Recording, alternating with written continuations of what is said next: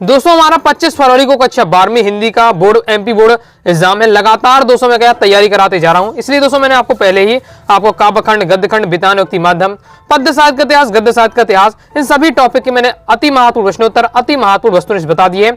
Okay, साथ ही आपके जो व्याकरण की बात करें, ओके, आपके हिंदी की व्याकरण की बात करें, दो सेक्शन होती है आपके व्याकरण में, एक काव्यबोध, एक भाषाबोध। ओके, ये दोनों टॉपिक आपने मतलब पढ़ लेते हैं तो आपकी पूरी व्याकरण कंप्लीट हो जाती है। तो इससे पिछली वाली वीडियो में दोस्तों मैंने आपको व्याकरण के सेक्शन में आपको काव्यबोध के जितने आपके टॉपिक है, 6 टॉपिक मैंने आपको एक ही वीडियो में 1 घंटे की वीडियो में पूरा आपको टॉपिक बेहतरीन तरीके से एक लाइन समझा दिया है। अगर हो सकता है तो मैं क्या आपको हर टॉपिक से 4-4 क्वेश्चन, 2-2 क्वेश्चन बता देता, लेकिन आपको ये केवल पास होने के लिए। ओके, लेकिन मुझे क्या है, आपको 80 में 80 लाना है, ओके, टॉपर बनाना है, इसलिए मैं एक लाइन, एक टॉपिक आपको बताऊंगा ताकि आपसे क्या हर ऑब्जेक्ट बने, हर क्वेश्चन आंसर बनेंगे।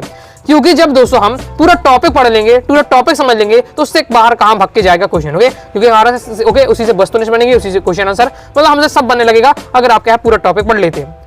बात तो सही है। तो पहली वाली वीडियो मैंने काव्यबोध आपके पूरा कंप्लीट करा दिया है। अब आपका दोस्तों दूसरा सेक्शन है व्याकरण में भाषाबोध, तो इसको इस वीडियो में हम कवर करेंगे। बाकी क्रम से आपको ये सभी टॉपिक मैंने तैयार करा दिए हैं। ओके, वीडियो देखना चाहते हैं, क्लास 12 हिंदी टॉपर सीरीज 2025 के नाम से प्लेलिस्ट है, प्लेलिस्ट में आकर क्रम से वीडियो देख सकते हैं। भाषाबोध में आपके ये टॉपिक रहने वाले हैं, और अब देख सकते हैं आपके टॉपिक टोटल आपके कितने 3, 3, 6, 7, 8 टॉपिक है टोटल, आपके 8 टॉपिक आपके। ओके, तो इस वीडियो में मैं पूरे टॉपिक आपको पढ़ा दूंगा। ओके, वीडियो आपकी क्या है 1 से 1.5 घंटे की वीडियो हो जाएगी, लेकिन मैं बता रहा हूं कि अगर आप क्या वीडियो को पूरा देख लेते हैं, 1 से 1.5 घंटा अपना समय दे देते हैं, तो ये पूरा सेक्शन आपसे बनने लगेगा, 100% बनने लगेगा, और वीडियो को देखते ही देखते बनने लगेगा। ओके, 90% आपको क्या पूरा याद हो जाएगा वीडियो को देखते ही देखते। 10% जैसे आपको थोड़ा बहुत उदाहरण एग्जाम्पल वगैरह याद करने बड़े, या कुछ टॉपिक आपको डिफिकल्ट लगे तो उसे आप एक्स्ट्रा आधे घंटे दे दीजिएगा, यानी 2 घंटे में आप ये सेक्शन भी निपटा देंगे, और 1 घंटे में आपको ये सेक्शन निपटा दिया, तो 3 से 4 घंटे आपकी पूरी व्याकरण खत्म हो जाएगी A to Z, और 80 में 80 वाली तैयारी होगी। ओके, पास नहीं, सीधे 80 में 80 वाली तैयारी आप कर रहे हैं। सिस्टम पार देंगे। ओके, तो हम इसी क्रम में देखेंगे। सबसे पहले मैं आपको शब्द बताऊंगा, जिसमें 3 शब्द आपको पढ़ने हैं, क्षेत्रीय, तकनीकी निपात।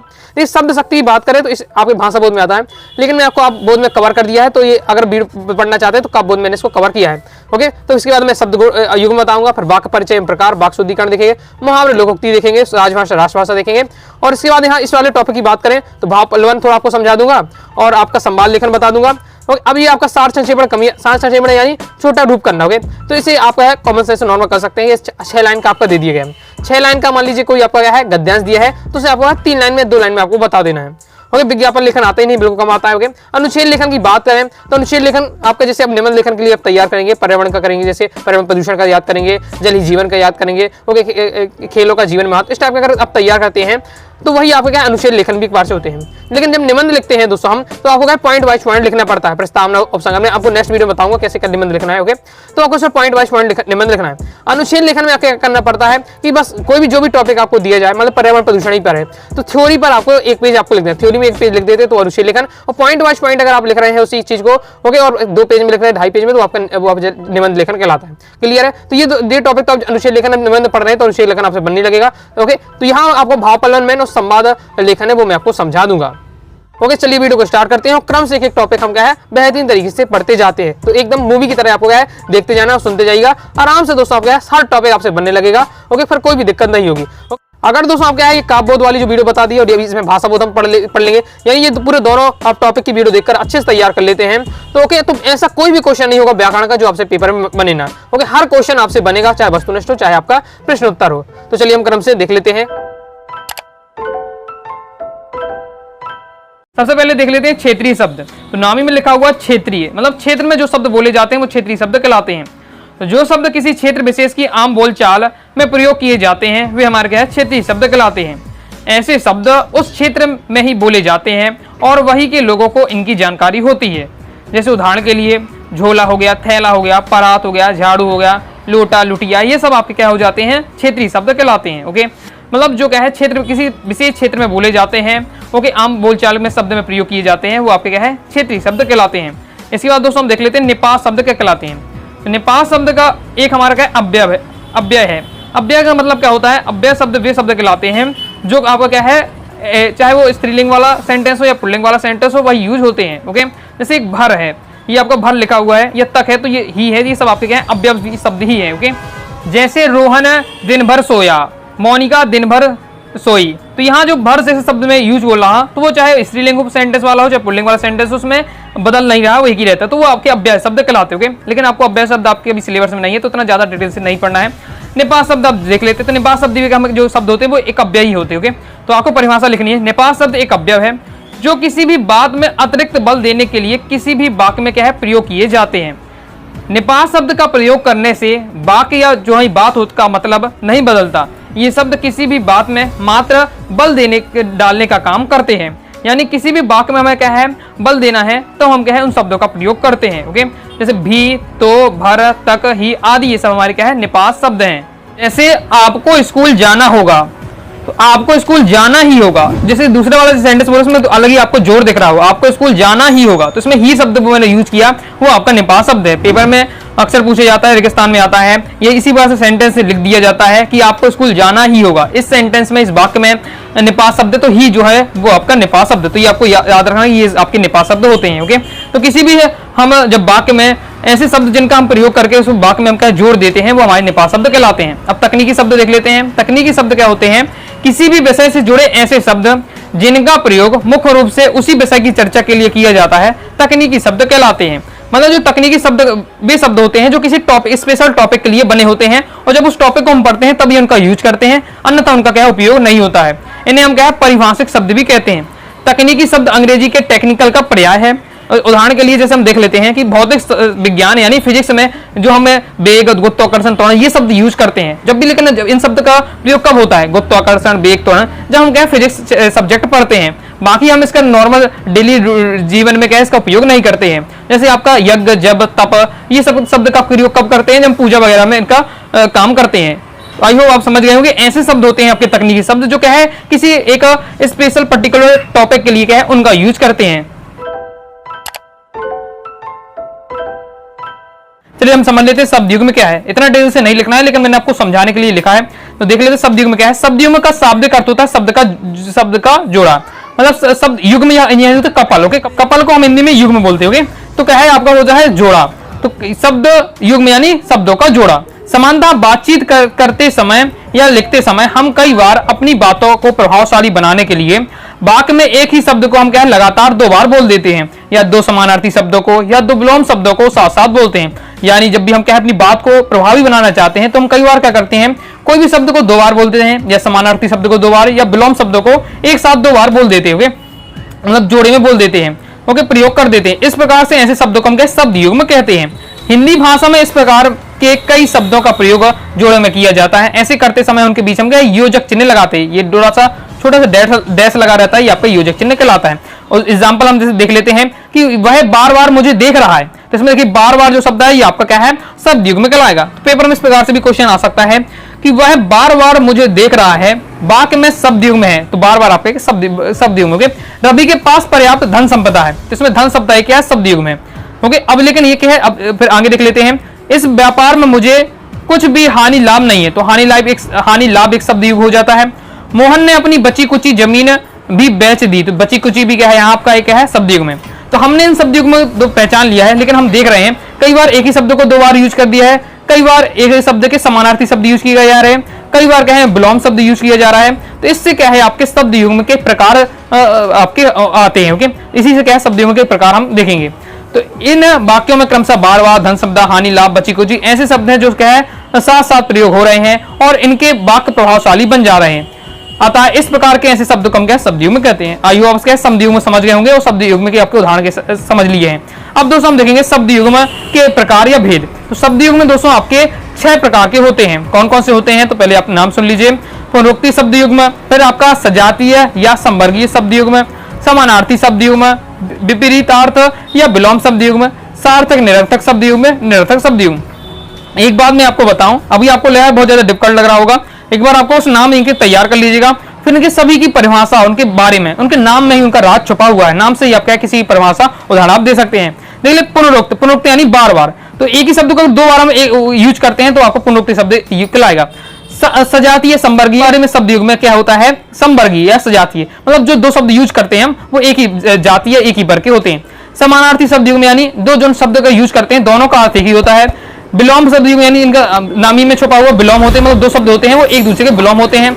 सार्थक निरर्थक शब्द युग में मतलब हो जाता है कि एक शब्द, दो शब्द यूज होते हैं, एक आस में आपका सार्थक होगा, दूसरा आपका निरर्थक होगा। मतलब एक शब्द का तो अर्थ निकलेगा लेकिन दूसरे शब्द का कोई अर्थ नहीं निकलेगा।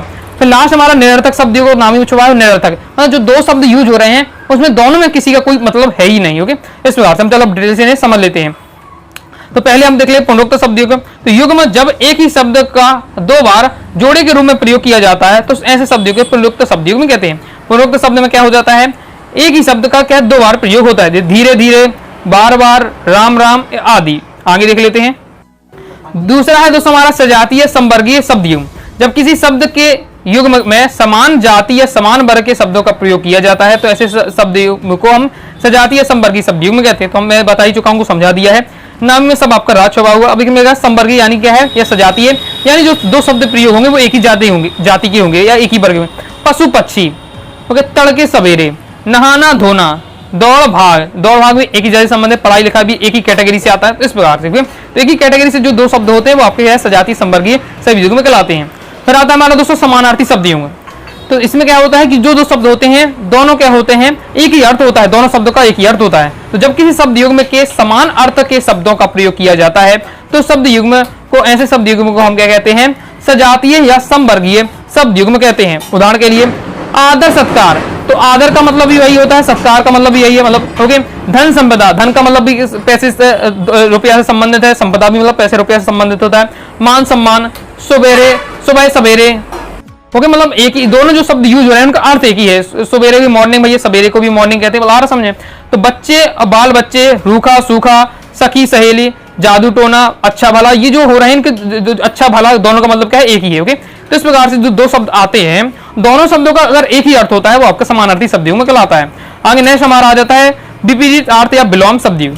विलोम शब्द युग यानी जो दो शब्द आएंगे वो एक दूसरे के विलोम होंगे। तो जब किसी शब्द के युग में विलोम या विपरीत अर्थ के शब्दों का प्रयोग किया जाता है तो शब्द के ऐसे युग्म को हम क्या है, विपरीत अर्थ या विलोम शब्द युग में कहते हैं। जैसे नया पुराना, या डैश लगाना है, नया पुराना, उठना बैठना, ऊपर नीचे, इधर उधर, सुबह शाम, एक दूसरे देखिए जितने भी शब्द युग में हमें दिख रहे हैं सब एक दूसरे के क्या है, विलोम है। जैसे लाभ हानि, देव दानव, लेन देन, माता पिता, थोड़ा बहुत, सुबह शाम, इधर उधर, ऊपर नीचे, उठना बैठना, नया पुराना, दोनों इस शब्द युग में हम देख रहे हैं कि जो दो शब्द आ रहे हैं वो एक दूसरे के विलोम है।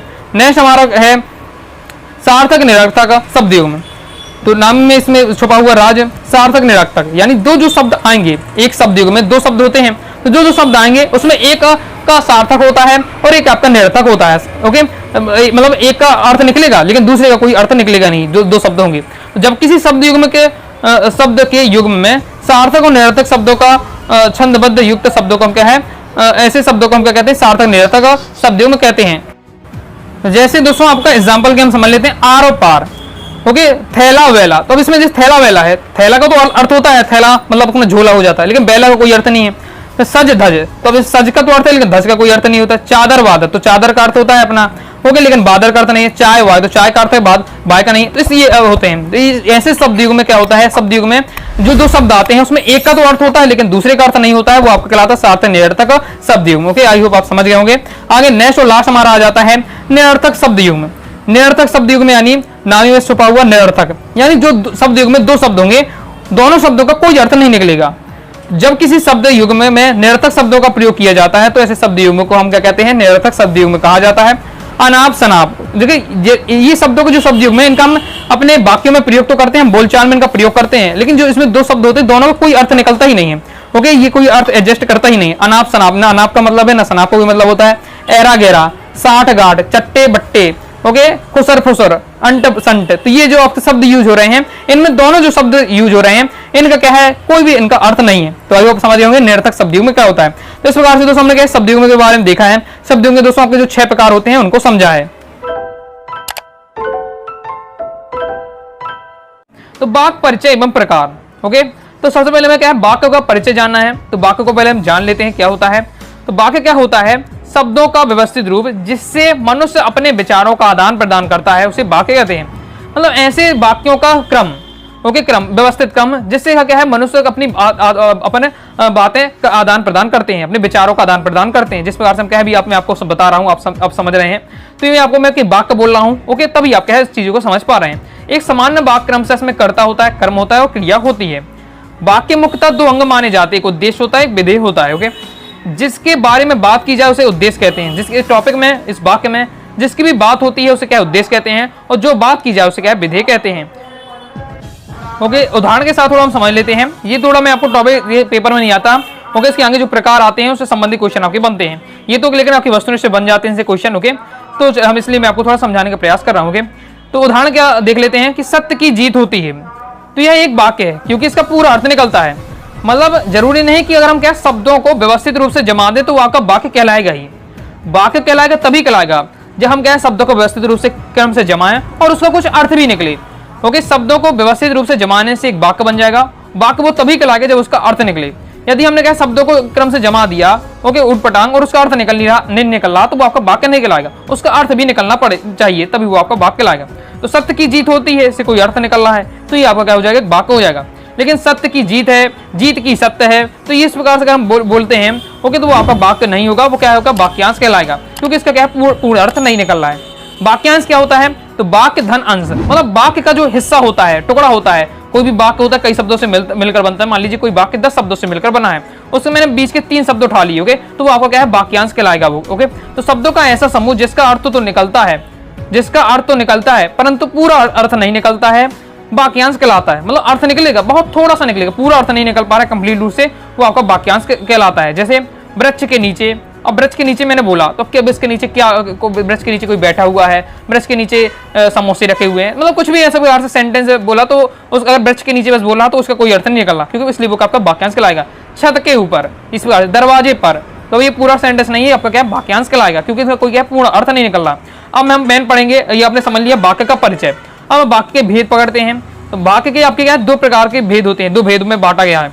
एक तो आपको क्या है, वाक्य को पढ़ेंगे तो रचना के आधार पर वाक्य के भेद पढ़ेंगे, और क्या है, अर्थ के आधार पर वाक्य के भेद पढ़ेंगे। तो रचना के आधार पर दोस्तों आपकी वाक्य के भेद 3 होते हैं, और अर्थ के आधार पर वाक्य के भेद कितने होते हैं, 8 होते हैं। पेपर में ये क्वेश्चन हमेशा आता है, एमपी बोर्ड में ये क्या है, प्रीवियस ईयर पेपर में कई बार ये क्वेश्चन आ चुका है वस्तुनिष्ठ में, कि अर्थ के आधार पर वाक्य कितने प्रकार के होते हैं या कितने भेद होते हैं, तो 8 होते हैं। रचना के आधार पर वाक्य के भेद कितने होते हैं, तो 3 होते हैं। अगर दोस्तों कंफ्यूज हो जाते हैं तो मैं आपको बता देता हूं। जब हम अर्थ लिखते हैं, अर्थ, ओके, और अर्थ लिखते हैं, तो अर्थ से 8, मतलब अर्थ से 8, अर्थ से 8 यानी आ से अर्थ और आ से 8, यानी अर्थ के आधार पर वाक्य कितने प्रकार के होते हैं, 8 प्रकार के होते हैं। रचना के आधार पर देखें तो रचना जब हम लिखते हैं, ओके, तो यहाँ 3 शब्द से हैं, तो रचना के आधार पर क्या है, 3 होते हैं, मतलब 3 अक्षरों से मिलकर बना है रचना। इस प्रकार से आप याद रखते हैं, अर्थ से 8, अर्थ से 8, और रचना में 3 आपके वर्ण हैं, तो 3 आपके याद रख सकते हो। ओके, अब देख लेते हैं हम रचना के आधार पर वाक्य के भेद, फिर उसके बाद हम पढ़ेंगे अर्थ के आधार पर वाक्य भेद। तो रचना के आधार पर दोस्तों क्या है, वाक्य के जो आपके भेद होते हैं, वाक्य प्रकार होते हैं, 3 प्रकार के होते हैं। एक सरल वाक्य होता है, फिर संयुक्त वाक्य होता है, फिर मिश्र वाक्य होता है। क्रम से हम समझ लेते हैं। पहले हम देखते हैं सरल वाक्य। सरल वाक्य को क्या है, साधारण वाक्य भी कहते हैं। नाम ही में है, ये बहुत ज्यादा सरल वाक्य यानी बहुत ज्यादा सिंपल रहता है। ओके, तो सरल वाक्य में केवल एक उद्देश्य के साथ साथ केवल एक विधेय होता है, सरल वाक्य कहलाता है। इन वाक्यों को क्या है, एक ही क्रिया होती है। सरल वाक्य में केवल एक ही कर्ता होता है, एक ही क्रिया होती है, और ये बहुत ज्यादा छोटा होता है, सिंपल होता है। ओके, मतलब एक ही पूरा वाक्य रहेगा, इसमें कई सारे वाक्य नहीं मिलेंगे आपको। श्यामू स्कूल जाता है, मुकेश पढ़ता है, राकेश ने भोजन किया। तो जैसे हम इस सेंटेंस में देखते हैं, जैसे राकेश ने भोजन किया, तो इसमें केवल एक ही करता है, राकेश ही करता है, उसने एक ही क्रिया है, भोजन करना एक क्रिया है। तो एक कर्ता एक क्रिया होती है जिस वाक्य में, वो आपका साधारण वाक्य कहलाता है, सरल वाक्य कहलाता है।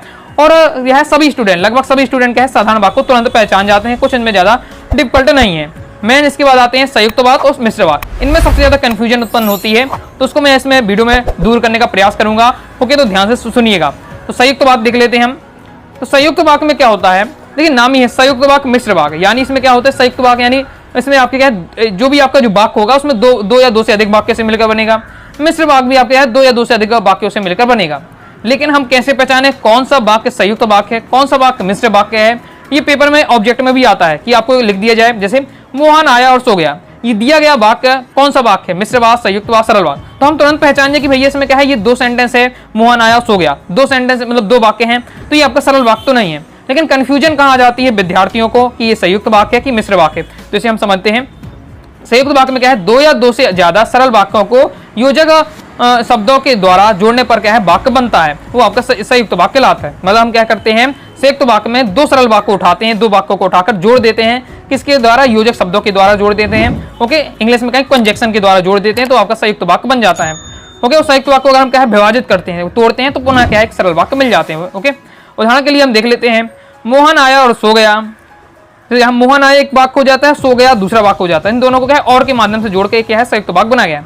मैंने परीक्षा की पूरी तैयारी की परंतु फेल हो गया। या तो मैं उसे अखाड़े में पछाड़ूंगा या अखाड़े में उतरना ही छोड़ दूंगा। आज मुझे बहुत काम है इसलिए मैं तुमसे मिलने नहीं आ सकता। आगे इसके बाद हम थोड़ा मिश्र वाक्य पढ़ लेते हैं, फिर मैं दोस्तों आपको ट्रिक बताऊंगा कैसे आपको पहचानना है और कैसे आपको क्या है इनका कन्वर्ट करना पड़ता है। ये तो मैंने भी सिंपल भाषा में दिया हुआ है, बाकी मैं आपको आगे समझा दूंगा। अब मिश्र वाक्य को देख लेते हैं। मिश्र वाक्य में क्या होता है, जिन वाक्यों में एक प्रधान या एक मुख्य वाक्य होता है और इस प्रधान वाक्य आश्रित वाक्य एक या अधिक वाक्य होते हैं। ओके, ये आपका कहलाता है और यह प्रधान वाक्य होता है। अन्य वाक्य से सभी से आपस में कि, जो कि, इतना, इधर उधर, जब, कितना, जब, तब, जैसा, वैसा आदि शब्दों से जुड़े होते हैं मिश्र वाक्य कहलाते हैं। ओके, जैसे हम यहाँ आपको देख लेते हैं, इन वाक्यों में क्या है एक मुख्य उद्देश्य और विधेयक होते हैं और एक से ज्यादा क्या क्रियाएं होती हैं। जैसे उदाहरण के लिए, जैसे ही उसने दवा पी वह सो गया। यदि परिश्रम करोगे तो उत्तीर्ण हो जाओगे। मैं जानता हूं कि तुम्हारे अक्षर अच्छे नहीं बनते। तो इस प्रकार से आपके हो जाते हैं मिश्र वाक्य। उदाहरण देख लिए, परिभाषा तो आपके पेपर में से आता नहीं है, मैंने आपके पेपर में कहाँ से क्वेश्चन आता है उसे हम देख लेते हैं। तो पेपर में एक तो आता है पहचानने के लिए, वस्तुनिष्ठ में आ जाता है, कोई भी आपको इस प्रकार से सेंटेंस दी जाएगा, ये कौन सा वाक्य है, सरल वाक्य एक है कि संयुक्त वाक्य, मिश्र वाक्य। सरल वाक्य तो हम पहचान जाते हैं, कोई दिक्कत नहीं है। दिक्कत आती है मिश्र वाक्य संयुक्त वाक्य में। ओके, क्योंकि दोनों में क्या है दो सेंटेंस से मिलकर बनते हैं और एक से लगते हैं, तो हम हमेशा क्या है कंफ्यूज हो जाते हैं। ओके, कैसे पहचानना इसको हम जान लेते हैं। या पेपर में दूसरे प्रकार से क्वेश्चन आता है कि सरल वाक्य आपको दे दिया जाएगा, उसको क्या है मिश्र वाक्य में बदलो। मिश्र वाक्य आपको दे दिया जाए सरल वाक्य में बदलो। एमपी बोर्ड में अक्सर क्वेश्चन आता है, 3 नंबर में आपके यहाँ की भाषा बोध से आना है, तो आपसे ये क्वेश्चन बन जाते हैं। ओके, कि आपको सेंटेंस दे दिया जाए सरल वाक्य का और कहा जाए संयुक्त वाक्य बनाओ, संयुक्त वाक्य से मिश्रित वाक्य बनाओ, इस प्रकार से क्वेश्चन आते हैं। मैं आपको ट्रिक बता रहा हूँ, बस उसको आपको सबसे ज्यादा मेहनत करनी है। इस जो चीज मैंने आपको बताया वीडियो को देखकर आप समझे गए होंगे, लेकिन मेहनत आपको इस ट्रिक पर थोड़ा करना है। ओके, हम देख लेते हैं संयुक्त वाक्य की पहचान क्या होती है और मिश्र वाक्य की पहचान क्या होती है। यदि पहचानने के लिए आए तो आपको ये टॉपिक याद करना, संयुक्त वाक्य में आपको ये शब्द मिलेंगे, कंजक्शन में जोड़ा जाता है, मिश्र वाक्य में आपको ये शब्द मिलेंगे। एक बार अच्छे से 2-3 बार पढ़ना है, थोड़ा समझने का प्रयास करिएगा, याद करिएगा। ओके, तो आप क्या है फिर कन्वर्ट करना भी सीख जाएंगे, पहचानना भी सीख जाएंगे। संयुक्त वाक्य में और, तथा, एवं, या, अथवा, परंतु, इसलिए, तो, अतः ये शब्द मिलते हैं। तो हम अगर ये शब्द अगर बीच में मिलते हैं तो हम जाएंगे वो संयुक्त वाक्य। लेकिन अगर हमें क्या है कि, जो, क्योंकि, जितना, उतना, जैसा, वैसा, जब, तब, वहां, जिधर, उधर, यदि, तो, यद्यपि, तथापि ये शब्द मिलते हैं तो हम पहचान जाएंगे कि वो क्या है मिश्र वाक्य है। ओके, तो जैसे हम एग्जांपल में आपको समझा देता हूं। जैसे हमारे पेपर में ये वाला क्वेश्चन आता है, मैंने परीक्षा की पूरी तैयारी की परंतु फेल हो गया। तो जैसे ही मैंने देखा कि जो 2 सेंटेंस, एक मैंने परीक्षा की पूरी तैयारी की, दूसरा सेंटेंस इसमें फेल हो गया, किससे जुड़ा हुआ, परंतु शब्द से जुड़ा हुआ है। परंतु यहाँ किसकी पहचान मैंने बताया, परंतु आपकी बताई संयुक्त वाक्य, तो हम समझ गए ये वाला हमारा क्या संयुक्त वाक्य है। इस प्रकार से आप पहचान सकते हैं। ओके, जैसे यहाँ देखिए, आज मुझे बहुत काम है इसलिए मैं तुमसे नहीं मिल सकता, इसमें इसलिए शब्द लगा हुआ है, इसलिए किसकी मैंने आपको पहचान बताई, संयुक्त वाक्य बचाई है, तो आपकी ये क्या है संयुक्त वाक्य हो जाएगा। इस प्रकार से आप क्या है पहचान कर सकते हैं। बस थोड़ा सा आपको मेहनत करनी है, आपकी थोड़ी शब्द एक बार अच्छे से तैयार कर लीजिएगा। ओके, इसके बाद नेक्स्ट देख ले मिश्र वाक्य में, जैसे मैं बता देता हूँ, जैसे ही उसने दवा पी। ओके, तो देखिए जैसे ही मैंने आपको बताया वैसे ही ये शब्द आते हैं। यदि परिश्रम करोगे तो उत्तीर्ण हो जाओगे, तो यदि मैंने आपको यहाँ ट्रिक बताई कि यदि आपका आता है। ओके, मैं जानता हूँ कि तुम्हारे अक्षर अच्छे नहीं बनते, इसमें जो की है, एक तो है मैं जानता हूँ, दूसरा सेंटेंस है या दूसरा वाक्य है तुम्हारे अक्षर अच्छे नहीं बनते। इसमें जो दोनों शब्द, जो आपके दोनों वाक्य जुड़े हैं की से जुड़े हुए हैं, तो की किसकी पहचान है, मिश्र वाक्य, यानी मिश्र वाक्य हो जाता है। तो इस प्रकार से आप पहचान सकते हैं। अब दूसरा आता है कन्वर्ट करने के लिए, किस प्रकार से हम संयुक्त वाक्य को मिश्र वाक्य में कन्वर्ट करें या मिश्र वाक्य को संयुक्त वाक्य में कन्वर्ट करें। सिंपल रहता है, आपको क्या ये अब याद हो जाएगा आपको जब, तो आपको क्या करना है, कोई भी वाक्य आता है उसमें ये शब्द अगर सेट कर देना है। अगर आपको मिश्र वाक्य बनाना है तो ये मिश्र वाक्य, ये जो शब्द होते हैं वो कोई भी जो भी फिट हो जाए वो फिट कर दीजिए। ओके, ये अगर शब्द में कोई भी शब्द अगर फिट कर देते तो आपको मिश्र वाक्य में कन्वर्ट हो जाएगा। अगर संयुक्त वाक्य में कन्वर्ट करना है तो इतने शब्दों में से अगर कोई भी शब्द आप यहाँ उस वाक्य में फिट कर देते हैं, ओके, तो आपका वो संयुक्त वाक्य बन जाएगा। ओके, ये होते हैं शब्द फिट करने वाले, फिट कर देते हैं उसमें कन्वर्ट हो जाता है। तो दोस्तों आप समझ गए होंगे कि जब भी पेपर में अगर आता है कोई भी आपको 2 वाक्य दिए जाते हैं, कहा जाता है उसको संयुक्त वाक्य बनाओ, मिश्र वाक्य बनाओ, या संयुक्त वाक्य को मिश्र वाक्य बनाना है, मिश्र वाक्य को संयुक्त वाक्य बनाना है, तो आपको क्या करना है, अगर संयुक्त वाक्य है वो मिश्र वाक्य में बनाना है तो संयुक्त वाक्य जो उसकी जो लगी होगी, इसमें ये आपकी लगे होंगे ये शब्द, उसको हटाकर मिश्र वाक्य कोई भी शब्द आपको फिट कर देना है और ऐसा फिट करना है कि सेंटेंस भी पढ़ने में अच्छा लगे, तो आपको मिश्र वाक्य में कन्वर्ट हो जाएगा। इसकी थोड़ा प्रैक्टिस करिएगा गाइडो वगैरह में, या आप मुझसे कहेंगे तो मैं आपकी अलग से इसकी प्रैक्टिस करा दूंगा। ओके, तो प्रैक्टिस करेंगे तो आपका क्या तुरंत आपसे बनने लगेंगे। इस प्रकार से दोस्तों हमने क्या है, जो रचना के आधार पर आपके वाक्य 3 प्रकार के होते हैं, सरल, संयुक्त, मिश्र, इनको हमने समझ लिया है। अब दोस्तों हम देखेंगे अर्थ के आधार पर वाक्य। तो अब देख लेते दोस्तों हम अर्थ के आधार पर वाक्य के प्रकार। तो अर्थ के आधार पर दोस्तों 8 प्रकार के होते हैं, अर्थ से 8, ओके। इस प्रकार से आपको याद रखना है कौन कौन से। तो विधानवाचक होता है, आपका निषेधवाचक, संदेहवाचक, इच्छावाचक, प्रश्नवाचक, आज्ञावाचक, विस्मयादिबोधक और संकेतवाचक। तो अर्थ के आधार पर ये 8 प्रकार के होते हैं। क्रम से हम एक पढ़ेंगे, ओके। ये बिल्कुल आसान रहते हैं, ओके। एक लाइन में आपको मैं समझाते जा रहा हूँ। तो विधानवाचक वाक्य देख लेते हैं।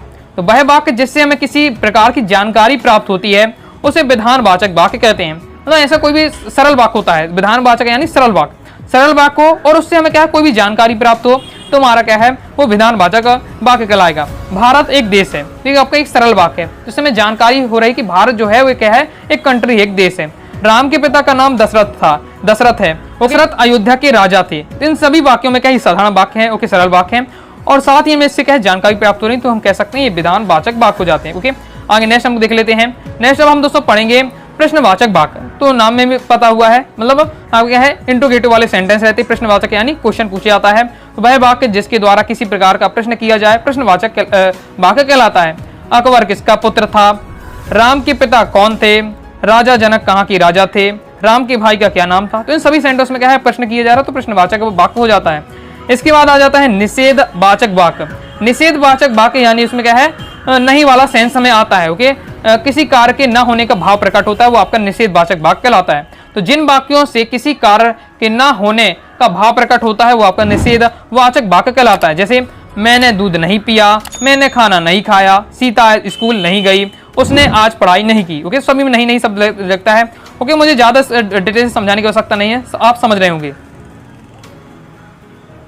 इसके बाद नेक्स्ट हमारा आ जाता है आज्ञावाचक वाक्य। आज्ञावाचक यानी हम क्या है, आज्ञा किसी देते हैं, ओके, या किसी से निवेदन करते हैं, तो वह सब आपके आज्ञावाचक में चले जाते हैं। तो वह वाक्य जिसके द्वारा किसी प्रकार की आज्ञा दी जाती है, प्रार्थना की जाती है, वह आपका विधि सूचक या आज्ञावाचक वाक्य कहलाता है। जैसे उदाहरण के लिए हम देख लेते हैं, कृपया बैठ जाइए, कृपया शांति बनाए रखिए। तो हम क्या है, किसी को आज्ञा दे रहे हैं, निवेदन कर रहे हैं, मेरे लिए पानी लाओ। जब हम इसमें क्या है, ये सब आपके वाक्य हो जा रहे हैं, आज्ञावाचक में जाएंगे। आज्ञा करें किसी को दें या हम उससे प्रार्थना करें, वो सब आपके आज्ञावाचक में जाएंगे। फिर आ जाता है नेक्स्ट संदेहवाचक वाक्य, यानी संदेह यानी हमें किसी संशय हो, संदेह हो, वो आपका संदेहवाचक वाक्य के अंतर्गत जाएगा। जिन वाक्यों में संदेह का बोध होता है उन्हें हम क्या संदेहवाचक वाक्य कहते हैं। जैसे क्या वह यहाँ आ गया, यानी हमें संदेह है कि फिक्स नहीं कि आ गया कि नहीं आ गया, मैं पूछ रहा हूँ कि मुझे संदेह है। क्या उसने काम कर लिया? क्या आप बाजार से आ गए? क्या आज आपने होमवर्क नहीं किया? तो इसमें हमें जिस एक संदेह का बोध हो रहा है इन सभी आपके सेंटेंस में, वाक्यों में, इसलिए हमें आपका है संदेहवाचक वाक्य हो जाएगा। इसके बाद नेक्स्ट आ जाता है हमारा विस्मयादिबोधक वाक्य, ओके। विस्मयादिबोधक वाक्य कहलाते हैं वह वाक्य जिससे किसी प्रकार की गहरी अनुभूति का प्रदर्शन किया जाए, वह आपका विस्मयादिवाचक वाक्य कहलाता है। गहरी अनुभूति का हो, ऐसे कुछ शब्द होते हैं जिससे हमें क्या है, अपने अंदर की भावना, अपनी फीलिंग बताते हैं, ओके। कुछ आपके शब्द होते हैं अच्छे के लिए होते हैं, कुछ बुरे के लिए होते हैं। जैसे आहा कितना सुंदर उपवन है, तो इसमें जो आहा शब्द की यूज किया है, इससे हमें क्या है, मन इससे समझ में आता है शब्द से कि जो व्यक्ति बोल रहा है आहा कितना सुंदर उपवन है, इससे उसका है, उसको अच्छे, उसका फीलिंग क्या है, अच्छी इसके प्रति, ओके। ओ कितनी ठंडी रात है, बल्ले बल्ले हम क्या है जीत गए। तो इसमें जो आपका बल्ले है, तो इस प्रकार से क्या है, इसमें खुशी का बोध हो रहा है, ओके। हाय वह फेल हो गया, तो इसमें मैं बोला, तो उसमें क्या है, उसको दुख का प्रकट हो रहा है, ओके। या इस प्रकार से ये आपके जो शब्द होते हैं, ये आपके विस्मयादि शब्द होते हैं, ओके। आगे देख लेते हैं, मतलब ये विस्मयादि वाले जो शब्द लगे रहते हैं वो आपके विस्मयादिवाचक वाक्य में जाते हैं, ओके। इच्छावाचक वाक्य यानी किसी की इच्छा का जब प्रकट होती है, वहाँ हमें या आकांक्षा आशीर्वाद प्रकट होता है, वहाँ हमें इच्छावाचक वाक्य होता है। तो जिन वाक्यों में किसी इच्छा, आकांक्षा या आशीर्वाद का बोध होता है, वहाँ इच्छावाचक वाक्य होता है। भगवान आपको दीर्घायु रखे, नव वर्ष मंगलमय हो, भगवान आपकी सभी मनोकामना पूर्ण करे। ये समय हम क्या इच्छा कर रहे हैं, आकांक्षा कर रहे हैं या आशीर्वाद दे रहे हैं, तो ये सब आपके इच्छावाचक वाक्य के अंतर्गत जाएंगे। नेक्स्ट और लास्ट हमारा है संकेतवाचक वाक्य, जहां हम संकेत करते हैं, हिंट करते हैं, ओके। तो वहाँ आपका क्या हो जाता है, संकेतवाचक वाक्य होता है। जिन वाक्यों में किसी का बोध होता है उसे क्या है, संकेतवाचक वाक्य कहते हैं। राम का मकान उधर है, तो हम इशारा कर रहे हैं, राम का मकान उधर है, संकेत कर रहे हैं। सोनू उधर रहता है, ओके। श्याम इधर आ रहा है, तो ये सब आपके क्या हो जाएंगे, संकेतवाचक वाक्य हो जाएंगे, क्योंकि इसमें हम क्या इशारा करके बता रहे हैं, फीलिंग आ रही है वो आपकी, ओके, संकेत वाली, इसलिए आपके संकेतवाचक वाक्य के अंतर्गत आएंगे। इस प्रकार से दोस्तों मैंने आपको अर्थ के आधार पर जो 8 प्रकार के वाक्य होते हैं उसको भी मैंने आपको समझा दिया है। तो इस प्रकार से दोस्तों हमने वाक्य का परिचय देखा, बाकी जो प्रकार होते हैं रचना के आधार पर, अर्थ के आधार पर, वो भी मैंने आपको समझा दिए हैं। आई होप आपको समझ में आया होगा। पहले दोस्तों बताना चाहूंगा, अगर क्या प्रॉपर आप तैयारी करना चाहते हैं, पूरा पीडीएफ मटेरियल प्राप्त करना चाहते हैं, चाहे आपको ग्रामर सेक्शन हो, चाहे बुक इंपॉर्टेंट हो, मतलब कंप्लीट आपके हिंदी का पूरा सिलेबस का आपको इंपॉर्टेंट पीडीएफ पूरी दी जाएगी। साथ ही रिकॉर्डेड वीडियो रहेगी, प्रीवियस ईयर पेपर रहेगा, मॉडल पेपर रहेगा, मतलब कंप्लीट आपको क्या पीडीएफ मटेरियल मिल जाएगा, जिससे आप क्या कम समय में अच्छी तैयारी कर पाएंगे। तो कोर्स को दोस्तों ज्वाइन करने के लिए 90 39 53 40 79 इस दिए व्हाट्सएप में मैसेज करके आप कोर्स को ले सकते हैं। ओके, कोर्स की फीस की बात करें 249 रुपए है।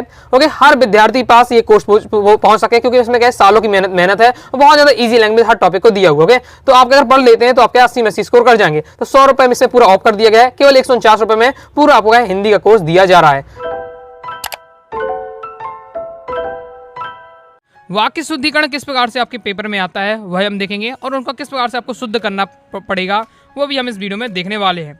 वाक्य शुद्धिकरण का कोई ऐसा रूल नहीं है कि फिक्स रूल है कि आप ऐसे फॉलो करते जाएंगे तो आपका क्या है वाक्य शुद्धिकरण हो जाएगा, क्योंकि क्या है अलग बहुत सारी अशुद्धियाँ होती हैं हिंदी का वाक्य। तो हिंदी के वाक्य में दोस्तों बहुत सारी अशुद्धियाँ हो सकती हैं। ओके, तो आपको क्या है इसके भी रूल हो सकते हैं बहुत सारे, लेकिन आपको क्या है केवल आपके एमपी बोर्ड एग्जाम की अगर बात करते हैं 3 नंबर क्वेश्चन रहने वाला है, और दोस्तों सिलेक्टेड आता है, कुछ ज़्यादा हर बार बदल के नहीं आता है, एकदम सिलेक्टेड है आपके अशुद्ध वाले वाक्य को किस प्रकार से शुद्ध किया जाता है।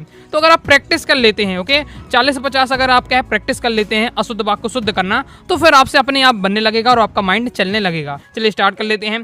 पहला वाक्य इस साइड अशुद्धि वाक्य, इस साइड आपके शुद्ध वाक्य। उसने 4 कलम पेंसिलें खरीदी। उसने 4 कलम 4 पेंसिलें खरीदी। तो आपको यहाँ देखिए 2 बात है, और एक 4 कलम की और 4 पेंसिल की, तो और आना चाहिए। तो उसने 4 कलम और 4 पेंसिलें खरीदी, ये आपका क्या है शुद्ध वाक्य हो जाएगा।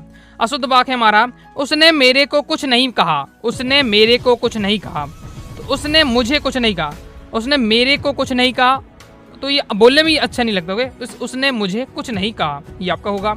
आपका भवदी है। तो देखिए दोस्तों आपका और भवदी का मतलब ही होता है आपका। ओके, तो दोनों का मतलब एक ही है। बहुत सारे ऐसे सेंटेंस आता है जिसमें एक ही जो शब्द होते हैं उसके कई मतलब होते हैं, तो सब प्रयोग कर दिए जाते हैं, जबकि एक ही वाक्य में केवल एक ही शब्द आना चाहिए। ओके, मतलब एक ही अर्थ वाला एक ही शब्द आना चाहिए। आपका मतलब भी भवदी का मतलब भी एक ही होता है, इसमें एक यूज करना है, तो भवदी बस यूज करेंगे। ओके, आपका बस यूज करें या भवदी करें, एक यूज होगा, दोनों एक साथ यूज नहीं होते। ओके, नेक्स्ट आपको आदर पूर्वक प्रणाम है। तो आपको आदर पूर्वक नहीं होता है, सादर प्रणाम होता है। सादर प्रणाम, तो आपको सादर प्रणाम। नेक्स्ट है वह गुणवान महिला है। यहाँ जैसे कह दें लता गुणवान महिला है, तो यहाँ इसका राइट आंसर आपका क्या हो जाएगा, शुद्ध वाक्य क्या हो जाएगा कि लता गुणवती महिला है। गुणवान आता है वो क्या है पुल्लिंग में आता है, यहाँ स्त्रीलिंग की बात हो रही तो गुणवती हो जाएगा। आगे देख लेते हैं। नेक्स्ट है महादेवी वर्मा विद्वान महिला है। इसका दोस्तों आपका शुद्ध वाक्य हो जाएगा महादेवी वर्मा विदुषी है। ओके, विद्वान जो होता है वो क्या है पुल्लिंग में आता है, जबकि अगर हमें स्त्रीलिंग में यूज करना है तो विदुषी आता है, तो विदुषी आप लिख लीजिएगा। ओके, विदुषी आएगा तो फिर महिला लिखने की आवश्यकता नहीं हो पाती है पड़ती है, क्योंकि विदुषी शब्द क्या है महिला के लिए यूज होता है, इसलिए। नेक्स्ट है ये पर्वत में सैर करने जाते हैं। तो ये पर्वत में सैर करने जाते हैं, तो ये पर्वत की सैर करने, पर्वत में नहीं पर्वत की सैर करने जाते हैं। ओके, नेक्स्ट गांधी जी का देश सदा आभारी रहेगा। तो गांधी जी का देश सदा आभारी रहेगा, तो इसका आपका शुद्ध वाक्य रहेगा देश गांधी जी का सदा आभारी रहेगा। नेक्स्ट है कई ऑफिसों के अधिकारी छुट्टी लेकर चले गए। तो कई ऑफिसों के अधिकारी, तो यहाँ ऑफिस के कई सारे अधिकारी, तो कई अधिकारी में क्या है कई सारे आएंगे। ऑफिसों में तो पहले ही बहुवचन है, तो बहुवचन इसमें बनाने की आवश्यकता नहीं है। ओके, तो क्या आपका शुद्ध वाक्य होगा ऑफिस से कई अधिकारी छुट्टी लेकर चले गए। आगे नेक्स्ट है सरोवर के अंदर पानी भरा है। सरोवर के अंदर पानी भरा है, तो सरोवर में पानी है। ओके, सरोवर में पानी है, तो वाक्य को जबरदस्ती बढ़ाने की आवश्यकता नहीं रहती है। ओके, केवल आपको क्या है शॉर्ट में हो जाएगा। तो सरोवर के अंदर पानी भरा हुआ है, तो सरोवर में पानी है, ये आपका हो जाएगा। ओके, नेक्स्ट भारत की बढ़ती हुई जनसंख्या वृद्धि के कारण लिखिए। तो अब यहाँ भारत की बढ़ती हुई जनसंख्या वृद्धि के कारण लिखिए, तो शुद्ध वाक्य हो जाएगा भारत की जनसंख्या वृद्धि के कारण लिखिए, क्योंकि जनसंख्या वृद्धि में ही वृद्धि का मतलब है बढ़ती हुई, तो यहाँ 2 शब्द यूज नहीं होना है, एक ही अर्थ के 2 शब्द यूज नहीं करना है हमें एक वाक्य में। तो यहाँ वृद्धि भी है और बढ़ती हुई है, तो एक बार यूज करना है। तो जनसंख्या वृद्धि में क्या है बढ़ती हुई अर्थ आ जाता है, तो बढ़ती हुई हट जाएगा, तो भारत की जनसंख्या वृद्धि के कारण लिखिए। नेक्स्ट है राम श्याम के झगड़े का हेतु क्या हो सकता। हेतु का मतलब होता है कारण के लिए यूज करते हुए राम श्याम के झगड़े का क्या कारण हो सकता है। आगे देख लेते हैं। ये वाक्य शुद्धिकरण केवल प्रैक्टिस पर डिपेंड करता है, लगातार आप क्या है पढ़ते रहेंगे समझते रहेंगे और एजेटिस आ जाता है। जो मैं आपको बता रहा हूँ 50 में प्रैक्टिस करा देना हो, केवल 3 से 4 आने आपके, तो एजेटिस आपको वही रखे मिल जाएंगे। ओके, इसलिए ध्यान से पढ़ते जाइए और समझते जाइएगा। जो कल आएगा सो पुरस्कार पाएगा। तो इसका सही क्या होगा, जो कल आएगा वह पुरस्कार पाएगा। इस समय उसकी आयु 40 वर्ष की है, तो इस समय वह 40 वर्ष का है। ओके, मतलब जो सेंटेंस में जबरदस्ती जो शब्द लगाए जाते हैं, सेंटेंस को जबरदस्ती बड़ा बनाया जाता है, उसको शॉर्ट में आपको लिख देना है। ओके, तो आयु की बात होगी, 40 वर्ष का है तो आयु की नॉर्मल बात होगी, इसलिए आयु शब्द आपको हटा देना है। तो इस समय वह 40 वर्ष का है। नेक्स्ट, उसकी आंख से आंसू बह रहे थे, तो उसकी आंखों से आंसू बह रहे थे, क्योंकि आंख आपकी क्या है, एक तो होगी, दो नहीं है। आंसू बहेंगे तो एक आंख से तो निकलेगा ही, दोनों की बात होती है नॉर्मल। तो उसकी आंखों से आंसू बह रहे थे। ओके, आंख से आपका आंखों हो जाएगा। आगे नेक्स्ट है, उसके पास केवल मात्र 200 रुपए है। इंपॉर्टेंट है, इस प्रकार का क्वेश्चन कई बार आ चुका है, केवल मात्र वाला समझ लीजिए। उसके पास केवल मात्र 200 रुपए हैं, तो उसके पास मात्र 200 रुपए हैं या उसके पास केवल 200 रुपए हैं। अब केवल का और मात्र का एक ही अर्थ होता है। ओके, तो केवल और मात्र में से कोई एक शब्द यूज करना है, क्योंकि दोनों का अर्थ एक ही होता है, तो कोई एक शब्द यूज करें। इस प्रकार से लिख सकते हैं, उसके पास मात्र 200 रुपए हैं या उसके पास केवल 200 रुपए हैं। एक शब्द यूज करना है, दोनों एक साथ नहीं आएंगे। ओके, आगे देख लीजिए। नेक्स्ट है, कश्मीर की सौंदर्यता मनमोहक है, तो सौंदर्यता है यहाँ पर सौंदर्य हो जाएगा। ओके, सौंदर्य हो जाएगा। कश्मीर का जो सौंदर्य है वो मनमोहक है। प्रकृति के लिए जब भी हम यूज करते हैं, प्रकृति कोई भी हो गया, झरना सौंदर्यता है, या कोई जो आपका पर्वत है, ये बहुत ज़्यादा सौंदर्य या मनोहर है। तो इसमें जब प्रकृति की बात होती है, सौंदर्य शब्द का होता है, सौंदर्यता नहीं आती। ओके, नेक्स्ट है, गांधी जी पक्के भक्त थे ईश्वर के। तो ओके, तो अजीब सा सेंटेंस है ये आपका। तो गांधी जी ईश्वर के पक्के भक्त थे, इस प्रकार से आपका हो जाएगा। नेक्स्ट है, चिल्लाने में कोई फायदा नहीं, तो चिल्लाने में नहीं, चिल्लाने से कोई फायदा नहीं। ओके, नेक्स्ट है, प्लेट में बच्चे को रखकर खाना खिलाओ। प्लेट में बच्चे को थोड़ी रखा जाएगा, क्या खाना को रखा जाएगा, तो प्लेट में खाना रखकर क्या है, बच्चे को खिलाओ। नेक्स्ट देख लेते हैं। इसी प्रकार से एक और आता है आपका, बोर्ड एग्जाम में ये भी आ चुका है, खरगोश को काटकर गाजर खिलाओ। इस प्रकार से आता है शुद्ध वाक्य। तो क्या है, खरगोश को गाजर काट कर खिलाओ। खरगोश को नहीं काटा जाएगा, गाजर को काटा जाएगा। ओके, तो इस प्रकार से आता है आपका, खरगोश को काटकर गाजर खिलाओ। शुद्ध वाक्य बनेगा कि खरगोश को गाजर काट कर खिलाओ। ओके, नेक्स्ट है, गुरु के ऊपर श्रद्धा रखनी चाहिए। तो गुरु के ऊपर श्रद्धा नहीं रखनी है, गुरु के प्रति श्रद्धा रखनी है। ओके, तो गुरु के प्रति श्रद्धा रखनी चाहिए। नेक्स्ट है, मैंने मंत्री जी को एक फूलों की माला पहनाई। ये भी क्या है, प्रीवियस ईयर में कई बार आ चुका है। तो क्या, मैंने मंत्री जी को एक फूल की माला नहीं होती है, फूलों की एक माला होती है। ओके, यहाँ आपको शुद्ध करना है। तो मैंने मंत्री जी को फूलों की एक माला पहनाई, एक फूल की माला नहीं होती है, फूलों की एक माला होती है। ओके, नेक्स्ट दोस्तों हमारा, बंदूक एक उपयोगी अस्त्र है। इस प्रकार से आपका शुद्ध में वाक्य में आएगा। तो बंदूक आपका एक उपयोगी अस्त्र है, जबकि शुद्ध वाक्य क्या हो जाएगा कि बंदूक एक उपयोगी शस्त्र है। ओके, अब थोड़ा आपको समझने, इस विद्यार्थियों को अस्त्र और शस्त्र के बारे में डिफरेंस नहीं पता, उनके लिए बहुत ज़्यादा कन्फ्यूजन वाला हो जाएगा।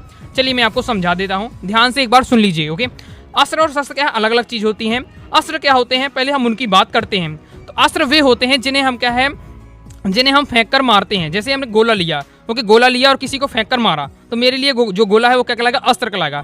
मतलब जो चीज़ हम फेंक दें वो मेरे पास ना आए। जैसे लाठी है, लाठी को मैं अगर फेंक के मारा हूँ तो क्या है, आपका अस्त्र कहलाएगा। तो जो चीज़ आपके फेंक कर मारे जाते हैं, जैसे भाला हो जाता है, भाला अगर मैंने किसी को फेंक कर मारा तो वो आपका अस्त्र आएगा। भाला क्या है, आपका अस्त्र है। मतलब जो फेंक कर मारे जाते हैं और जो फेंक रहा है उसके पास ना रहे, वो जाकर दूसरे के पास गिरे, तो वो आपका अस्त्र होता है। शस्त्र क्या होता है कि चलाने के बाद वो मेरे ही पास रहे। जैसे आपका धनुष हो गया, धनुष में जब तीर चलाएंगे तो धनुष तो केवल आपके पास है ही। इस प्रकार से बंदूक भी है, तो बंदूक भी जब चलाते हैं तो गोली चली जाती है, लेकिन बंदूक तो आपके हाथ ही में रहती है। तो जो आपके पास ही रहे आए वो आपका कहलाता है, शस्त्र कहलाता है। जैसे लाठी है, जैसे तो लाठी को अगर हम क्या है, किसी को फेंक कर मार रहे हैं तो वो हमारा क्या, अस्त्र कहलाएगा। लेकिन अगर लाठी को हम पकड़े किसी को मार रहे हैं, अगर अपने हाथ में ही लाठी और मार रहे हैं, तो वो आपका शस्त्र कहलाता है। बहुत ज़्यादा इसमें डिफरेंस रहता है। आई होप समझ गए होंगे। यहाँ बंदूक आपका एक शस्त्र होता है, क्योंकि बंदूक का जब चलाते हैं तो जो या राइफल होती है तो वो हमारे हाथ में ही रहती है। भले गोली चली जाती है लेकिन हाथ में तो बंदूक रही आती है, इसलिए वो आपको शस्त्र की कैटेगरी में आता है। ओके, लेकिन आपके पेपर में किस प्रकार से आ सकता है, बंदूक एक उपयोगी अस्त्र है, तो अस्त्र की जगह आपको शस्त्र कर लेना। ओके, नेक्स्ट है हमारे विद्यालय में विद्वान महिला प्राचार्य आई। तो जो प्रचार क्या है, प्रिंसिपल को कहा जाता है। ओके, तो महिला के लिए प्राचार्य कहा जाता है, प्राचार्य, तो आपको यहाँ प्राचार्य कर दें। और विद्वान का जो आपका पुल्लिंग शब्द है विद्वान, स्त्रीलिंग होता है विदुषी। ओके, महादेवी वर्मा वाला जो अभी सेंटेंस आया था उसमें बताया था। तो विद्वान एक आपका पुल्लिंग है और विदुषी आपका स्त्रीलिंग है। तो स्त्रीलिंग की बात हो रही है। ओके, तो यहाँ पे आपका क्या जाओगे, स्त्रीलिंग में आपका विदुषी आएगा और यहाँ पे क्या है, प्राचार्य कर लेना है। ओके, नेक्स्ट देख लेते हैं। और आपको महिला शब्द हट जाएगा, क्योंकि ये विदुषी आ जाएगा, प्राचार्य आएगा तो अपने आप समझ में आ जाएगा तो ये महिला ही होगी, इसलिए महिला शब्द हटा देते हैं। नेक्स्ट है, उसका सब काम गलत होता है। तो उसके सब काम क्या है, गलत होते हैं। नेक्स्ट है, वे बड़े कपड़े के व्यापारी हैं, तो बड़े कपड़े के नहीं, वे कपड़े के बड़े व्यापारी, ओके, कपड़े के बड़े व्यापारी हैं। नेक्स्ट, रामचरितमानस सबसे श्रेष्ठम ग्रंथ है, तो इसमें अब देखिए सबसे और श्रेष्ठम दो शब्द आ गए, ओके, तो सबसे हट जाएगा, मतलब सब श्रेष्ठम हम कह देते कि आप श्रेष्ठम है, तो मतलब सबसे ज्यादा की बात हो रही है, तो रामचरितमानस श्रेष्ठम ग्रंथ है। नेक्स्ट है, यदि परिश्रम करोगे तो अच्छे अंक प्राप्त करोगे, यदि परिश्रम करोगे तब अच्छे अंक प्राप्त करोगे, तो की जगह तब हो जाता है। पिता का पुत्र में विश्वास है, तो यहाँ हो जाएगा पिता को पुत्र पर विश्वास है, पिता का पुत्र में नहीं, पिता को पुत्र पर है, ओके, पर आ जाएगा यहाँ। नेक्स्ट है, जंगल में शेर चिहाड़ने लगा, तो चिहाड़ने की जगह क्या है, शेर क्या है, दहाड़ता है ना कि चिहाड़ता है, तो दहाड़ने हो जाएगा। नेक्स्ट है, वह खाना खाकर के जाएगा, तो वह खाना खाकर जाएगा। नेक्स्ट देख लेते हैं, ओके, इसमें बस कि आपका हट जाता है, वह खाना खाकर के जाएगा, या वह खाना खाकर जाएगा, डायरेक्ट इस प्रकार से हो जाएगा। उसकी टांग टूट गया, तो उसकी टांग टूट गई, ओके, पढ़ते ही कुछ तो ऐसे ही होते हैं, पढ़ते ही आपको समझ में आएगा कि कहाँ गलत हो रही है, कुछ तो नॉर्मल होते हैं, कुछ डिफिकल्ट होते हैं, इसलिए प्रैक्टिस करना इंपॉर्टेंट होता है, ओके। नेक्स्ट है, उसके सामने गहरी समस्या है, जो समस्या होती है वो गहरी नहीं गंभीर होती है, तो आपका गंभीर हो जाएगा, उसके सामने गंभीर समस्या है। वह प्रतिदिन सवेरे के समय पढ़ता है, तो वह प्रतिदिन क्या है, सुबह पढ़ता है, ओके। नेक्स्ट है, वह संतान को लेकर दुखी है, तो संतान को लेकर नहीं, संतान के कारण दुखी होता है, ओके, तो कारण दुखी हो जाएगा। नेक्स्ट है, लक्ष्मीबाई एक तेजस्वी नारी थी, ओके, तो तेजस्वी नारी थी। अब जो तेजस्वी शब्द आता है वो आपका पुल्लिंग में आता है, लेकिन लक्ष्मीबाई तो स्त्रीलिंग में आती है, ओके, इसलिए आपको क्या है, लक्ष्मीबाई में एक तेजस्विनी होगा, लक्ष्मीबाई एक तेजस्विनी नारी थी, ओके। नेक्स्ट है, मेरी अंक सूची गुम हो गई है, तो मेरी अंक सूची गुम हो जाएगा, आपका ये हो जाएगा। बस इसमें क्या है, थोड़ा सा आपको क्या है, अंक सूची एक साथ आता है, जबकि यहाँ अलग अलग दिया हुआ, इसलिए हो जाता है, ओके। आगे देख लेते हैं, कई बार क्या है, शुद्ध अशुद्ध वाक्य में भी ये होता है, शब्द को ही गलत लिख दिया जाता है, ओके, तो शब्द आपको सुधार लेना पड़ता है, इस प्रकार से कंप्लीट हो जाता है। अभी मैंने और भी कुछ आपको लिए हैं, उनको भी देख लेते हैं। मैंने दोस्तों हर प्रकार के क्वेश्चन कवर किए जो प्रीवियस ईयर में आ चुके हैं, जिस टाइप के आ चुके हैं, जिस प्रकार के आने की संभावना, ताकि दोस्तों इस वीडियो के जितने बताए हैं इन्हीं में से आपको एज इट इज दोस्तों आपको पेपर में देखने को मिल जाएंगे। क्या बात है सर, क्या बात है। ओके, तो ये देख लेते हैं, यही घी की शुद्ध दुकान है, तो ये देखिए दुकान क्या शुद्ध नहीं होती, घी शुद्ध होता है, तो यही शुद्ध घी की दुकान है। नेक्स्ट है, वायु शीतल चल रही है, तो जो वायु शीतल चल रही है, तो जो वायु होती है वो चलती नहीं है, वो क्या है, बहती है, वायु क्या है, चलती नहीं है, बहती है, तो आपका क्या, वायु शीतल बह रही है। नेक्स्ट है, वे गुनगुने गर्म पानी से स्नान करते हैं, तो अब गुनगुने शब्द भी आ गया, गर्म भी शब्द भी आ गया, ओके, तो आपका केवल गुनगुना बस रहेगा, गर्म हट जाएगा, तो वे गुनगुने, अब गर्म शब्द, अब गुनगुने और गर्म में एक आएगा, लेकिन गुनगुना यूज करेंगे क्योंकि गर्म पानी से नहीं, गुनगुने पानी से नहाता है, ओके, खौलते पानी से कोई भी नहीं नहाएगा, गुनगुने पानी से नहाता है, ओके, तो वे गुनगुने पानी से स्नान करते हैं। नेक्स्ट है, मुझे मेरा काम करने दो, मुझे मेरा काम करने दो, तो मुझे काम करने दो, ओके, अब मेरा काम किया, मुझे काम करने दो डायरेक्ट। नेक्स्ट है, उसे व्यापार में हानि होने की आशा है, तो आशा नहीं, आशंका होनी है, आशंका यानी हो भी सकता है, नहीं हो सकता है, ओके, जो डर रहता है होने या ना होने की, वो आपका आशंका कहलाती है, तो आशंका आशा की जगह आशंका हो जाएगा। घड़ा और लोटा में पानी है, तो घड़े और लोटे में पानी है, ओके। नेक्स्ट है, मैं आपकी श्रद्धा करता हूँ, क्योंकि मैं आपकी पूजा करता हूँ, इस प्रकार का अगर वाक्य होता तो शुद्ध होता, लेकिन मैं आपकी श्रद्धा करता हूँ, तो श्रद्धा क्या रखी जाती है, ना कि की जाती है, तो मैं आप पर श्रद्धा रखता हूँ। नेक्स्ट है, उसे मृत्यु दंड की सजा मिली, तो अब देखिए मृत्यु दंड की सजा मिली, तो यहाँ आपको क्या हो जाएगा, उसे मृत्यु दंड मिला। अब जब मृत्यु दंड मिला, इस प्रकार का हम वाक्य कहते हैं, तो उसमें यही समझ में आ जाता है कि मृत्यु दंड क्या है, सजा ही है, तो सजा में क्या है, बताने की आवश्यकता नहीं है, तो उसे मृत्यु दंड मिला। नेक्स्ट है, रात के 9 बजा था, तो इस प्रकार से हम बोलते नहीं है, पढ़ने में अजीब है, रात के 9 बजे थे, ये आपका हो जाएगा। ईश्वर के अनेकों नाम है, ये बहुत ज़्यादा इंपॉर्टेंट है और प्रीवियस ईयर में कई बार आ चुका है, ईश्वर के अनेकों नाम है, तो ईश्वर के अनेकों नाम नहीं, अनेक नाम होते हैं, ओके, ईश्वर के क्या है, अनेक नाम है, इस प्रकार से कंप्लीट हो जाता है। इस प्रकार से सब मिला के लगभग मैंने कहा आपको 50 आपको वाक्यों का अशुद्ध वाक्य का शुद्धिकरण समझा दिया है, सभी अगर प्रैक्टिस कर लेते हैं तो इन्हीं में से दोस्तों आपका रहने वाला है, तो अच्छे से आपको क्या है, तैयार कर लेना है। वाक्य परिवर्तन किस प्रकार से करते हैं, एमपी बोर्ड की अगर बात करें तो हिंदी के पेपर में दोस्तों आपके 3 नंबर का आ जाता है, 3 सेंटेंस आपको दिए जाएंगे और वाक्य परिवर्तन करने के लिए कहा जाएगा, ओके। तो हर प्रकार के जिस टाइप के आपके क्वेश्चन बनते हैं सब इस प्रकार इसी वीडियो में कवर करूंगा, एग्जाम्पल के लेकर मैं आपको है समझाते जाऊंगा। चलिए स्टार्ट कर लेते हैं। पहला हमारा, धातुओं में सोने से अधिक कीमती कोई धातु नहीं है, इसमें विधिवाचक बनाना है, विधिवाचक को मानकर चले आप सरल वाक्य बनाना है। धातुओं में सोने से अधिक कीमती कोई धातु नहीं है, नहीं है जुड़ा है, यानी ये क्या है, नकारात्मक वाक्य है, साधारण वाक्य में क्या है, नहीं, हमें क्या है, हटा देना है बस, तो धातुओं में सोना अधिक कीमती धातु है। आगे देख लेते हैं। नेक्स्ट है, मैं गीता के रचयिता को नहीं जानता, मैं गीता की रचयिता को नहीं जानता, इसका हमें मिश्र वाक्य बनाना है। ओके, चलिए मैं आपको एक ट्रिक बताता हूँ जिससे आप क्या है कन्वर्ट करना सीख जाएंगे। ओके, तो ये थोड़ा आपको इसमें मेहनत कर लेनी है। देखिए, अगर आपको क्या है पहचानने के लिए तो वैसा आता नहीं है। ओके, अगर आप सीबीएसई बोर्ड में होते तो उसमें क्या है जो आपके ऑब्जेक्टिव टाइप आते हैं तो उसमें पहचानने के लिए आता है, आपको बनाना पड़ता है। तो आपको ये याद रख लेना है। संयुक्त वाक्य की पहचान क्या है? और, तथा, एव, या, अथवा, परंतु, इसलिए, तो, अतः। अगर ये सब किसी वाक्य में लगे हैं तो आप समझ जाइए कि आपको कौन सा है आपका संयुक्त वाक्य। देखिए, रचना के आधार पर वाक्य आपके 3 प्रकार के होते हैं: सरल वाक्य, संयुक्त वाक्य, मिश्र वाक्य। सरल वाक्य बिल्कुल सिंपल होता है, साधारण वाक्य होता है, एक ही सेंटेंस रहता है।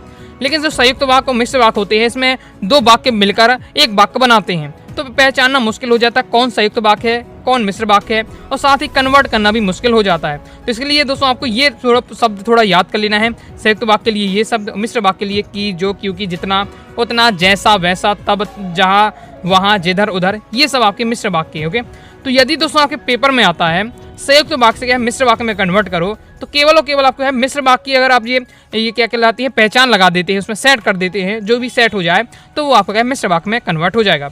यहाँ हम देख लेते हैं गीता, मैं गीता की रचयिता को नहीं जानता, इसका मिश्र वाक्य बनाना है। तो मिश्र वाक्य बनाने में हमें इन शब्दों का प्रयोग करना है, जिसमें तो मैंने आपको लेता है की और जो से आपको बन जाता है। तो यहाँ आपको हो जाएगा मैं नहीं जानता कि गीता की रचयिता कौन है। तो की शब्द जोड़ा है बीच में। ओके, दो की, तो ये आपके क्या है बीच में शब्द जोड़ना है। साथ ही दोस्तों आपको एक सेंटेंस को 2 टुकड़ों में तोड़ देना है। मैं नहीं जानता गीता की रचयिता कौन है, और जो इसमें जोड़ रहा है दोनों वाक्यों को की है। ओके, तो इस प्रकार से रहता है। एक वाक्य को आपको 2 टुकड़ों में तोड़ना है, साथ ही जो आपके जोड़ने वाला शब्द रहने चाहिए। ओके, नेक्स्ट है, आगे देख लेते हैं। मेरे जीवन का उद्देश्य समाज सेवा है। मिश्र वाक्य आपको इसको बनाना है। तो मिश्र वाक्य में भी आपको क्या है, इसमें आपको क्या लगेगा की लगा देना है। तो की से देख लेते हैं।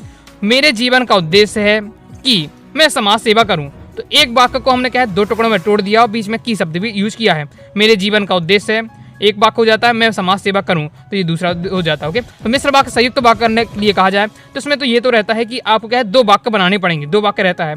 फिर चिन्ह कौन सा, मतलब बीच में आप कौन सा लगाएं, तो ये आपकी ये पहचान रहती है, ये आपको सेट करना है। ओके, नेक्स्ट है, दरिद्र होने पर भी वह ईमानदार है। संयुक्त वाक्य बनाना है।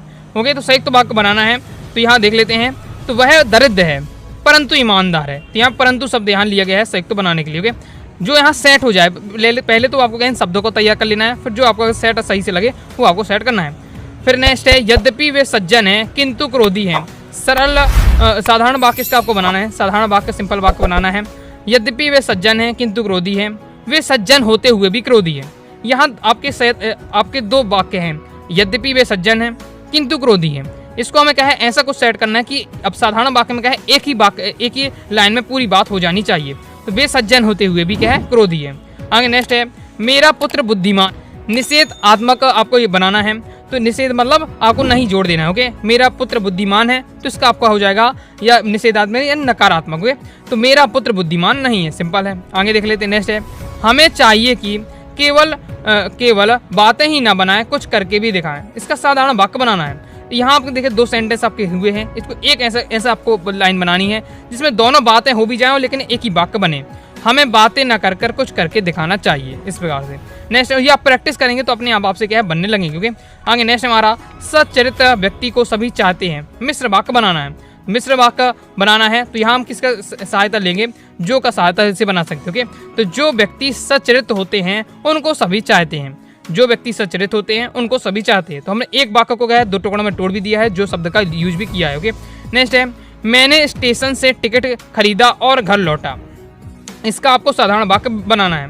अगर आपसे पहचानने के लिए भी आ सकता है, अगर वस्तुनिष्ठ में या आपके पूछा जा सकता है कि ये दिया गया सेंटेंस किस प्रकार का है, कि दिया गया वाक्य किस प्रकार का वाक्य है। मैंने स्टेशन से टिकट खरीदा और घर लौटा, और लगा है, और किसकी पहचान है, संयुक्त वाक्य है। तो हम बता देंगे कि ये हमारा क्या है संयुक्त वाक्य है। तो संयुक्त वाक्य हम पहचान गए। ओके, इसके में क्या साधारण वाक्य बनाना है। साधारण वाक्य में यहाँ 2 आपके वाक्य बन रहे हैं, इनको एक ही जोड़ देना है, इस प्रकार से आपको सेट करना है। तो मैं स्टेशन से टिकट लेकर घर आया। ओके, इसमें आपको ये वाले सेंटेंस में आपको नहीं लग रहा हो कि 2 टुकड़े में टूटा है, लेकिन इस सेंटेंस में अब लगी आपको समझ में आ रहा है वाक्य में कि यहाँ 2 टुकड़ों में 2 वाक्य को तोड़ा गया है। ओके, आगे देख लेते हैं। नेक्स्ट है, गणित का प्रश्न पत्र कठिन आया। नकारात्मक वाक्य बिना अर्थ बदले। तो इसे समझ लीजिए इंपॉर्टेंट है, previous year paper MP board में कई बार इस प्रकार से आ चुका है। इसमें मैंने आपके क्या रचना के आधार पर वाक्य, अर्थ के आधार पर वाक्य सभी प्रकार के लिए हैं जो आपके पेपर में आते होंगे। तो देखिए इसमें आपको नकारात्मक वाक्य बनाना है, तो ये तो हम समझ गए हैं नकारात्मक वाक्य बनाना है तो नहीं जुड़ेगा। ओके, अगर केवल नकारात्मक वाक्य होता तो बिल्कुल आसान होता है। गणित का प्रश्न पत्र कठिन आया, नकारात्मक अगर बनाना है तो गणित का प्रश्न पत्र कठिन नहीं आया, नहीं बस जोड़ देना है। लेकिन यहाँ एक लाइन जोड़ी है, वाक्य को बिना अर्थ बदले, तो बिना अर्थ बदले अगर ये लाइन आ जाती है तो फिर आपको क्या करना है, जो उसका विशेषण होता है उसमें दोस्तों आपको क्या है, उसका विलोम लिख देना पड़ता है। यहाँ कठिन है, ओके, तो कठिन यहाँ प्रश्न पत्र क्या है, फिर कठिन है, तो प्रश्न पत्र की विशेषता क्या है, कठिन होना। ओके, तो इसका हम क्या कह रहे हैं, विलोम। कठिन का विलोम क्या होगा, सरल होगा, सरल लिख देंगे और साथ ही नहीं लगाएंगे, तो आपका क्या है, वाक्य नकारात्मक वाक्य बन जाएगा और बिना अर्थ बदले बन जाएगा। तो जब भी बिना अर्थ बदले की बात करें तो नहीं तो लगाना है, लेकिन इसका जो विशेषण होता है उसको क्या है, विलोम कर देंगे। तो इसका बन जाएगा, गणित का प्रश्न पत्र सरल नहीं आया। इस प्रकार से आगे देख लेते हैं, लोकप्रिय व्यक्ति का सम्मान सभी करते हैं। मिश्र वाक्य आपको बनाना है, तो इसमें जो लगा के बना देंगे, जो लोकप्रिय व्यक्ति होते हैं उनका सभी सम्मान करते हैं। तो ये दोस्तों आपका इस प्रकार से हो जाएगा। आगे नेक्स्ट देख लेते हैं, वह बुद्धिमान लड़का है, वह बुद्धिमान लड़का है या वह लड़का बुद्धिमान है। तो बिना अर्थ बदले नकारात्मक बनाना है, तो अभी मैं आपको सिखा चुका हूँ किस प्रकार से बनाना है। नकारात्मक बनाना है, नहीं मतलब जुड़ना ही है, लेकिन बिना अर्थ बदले जब ये शब्द यूज हो जाता है, जो विशेषता होती है, विशेषण होता है, उसका हमें क्या है, विलोम करना है। तो वह लड़का बुद्धिमान है, तो बुद्धिमान होना उसकी विशेषता है, तो बुद्धिमान का विलोम क्या होता है, मूर्ख होता है। तो हमारा वाक्य बन जाएगा, वह लड़का मूर्ख नहीं है, नहीं तो जुड़ेगा क्योंकि नकारात्मक नहीं तो जुड़ना ही है, लेकिन बिना अर्थ बदले की जब बात करें तो आपको क्या है, उसका विलोम कर देना होता है। ओके, तो वह लड़का मूर्ख नहीं है। इस प्रकार से मेरा पड़ोसी प्रतिदिन सुबह घूमने जाता है, नकारात्मक बनाना है। जब नकारात्मक है तो उसमें ज़्यादा दिक्कत नहीं लेनी है, बस केवल आपको नहीं जोड़ देना है। तो मेरा पड़ोसी प्रतिदिन घूमने नहीं जाता है।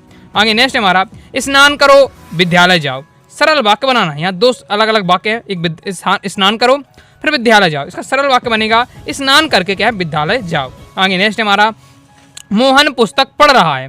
मोहन पुस्तक पढ़ रहा है, प्रश्नवाचक बनाना है, प्रश्नवाचक इंग्लिश में कहते हैं तो इंट्रोगेटिव वाला। ओके, तो आपको क्या है, प्रश्नवाचक बनाना है, तो क्या मोहन पुस्तक पढ़ रहा है, और लास्ट में क्या है, क्वेश्चन मार्क जरूर लगा देना। प्रश्नवाचक में आपका रहता है तो क्वेश्चन पूछा जाता है तो क्वेश्चन मार्क जरूर लगाइएगा, नहीं लगाते नंबर यहाँ से आपके कट जाते। ओके, घर में सीता सबसे सुंदर है, प्रश्नवाचक बनाना है, तो बस क्या लगाकर आप बना सकते हैं, तो क्या घर में सीता सबसे सुंदर है, क्वेश्चन मार्क। नेक्स्ट है, बच्चे सुंदर चित्र बना रहे हैं, आज्ञावाचक इसमें बनाना है। ओके, तो बच्चे सुंदर चित्र बना रहे हैं, प्रीवियस ईयर में आ चुका है, इंपॉर्टेंट है, आज्ञा देनी है। तो बच्चे सुंदर चित्र बनाओ, ऐसा आपको सेंटेंस बनाना है जिसमें लगे कि आज्ञा दी जा रही है। तो बच्चे सुंदर चित्र बनाओ, इस प्रकार से आपका हो जाएगा। नेक्स्ट है, आदमी का हवा में उड़ना कठिन है। इस प्रकार से इसका बिना अर्थ बदले नकारात्मक बनाना है। नकारात्मक बनाना मतलब नहीं जुड़ना है, लेकिन बिना अर्थ वाला जब लाइन लिख के आ जाए, बिना अर्थ बदले वाला, तो आपको क्या है, जो विशेषता है उसको क्या है, उल्टा कर देना है। आदमी का हवा में उड़ना कठिन है, कठिन इसमें विशेषता है, कठिन का उल्टा क्या हो जाएगा, सरल। तो आपका वाक्य क्या बन जाएगा, आदमी का हवा में उड़ना सरल नहीं है, सरल नहीं है। इस प्रकार से। नेक्स्ट है, प्रसिद्ध गायक का सभी आदर करते हैं। मिश्र वाक्य आपको बनाना है।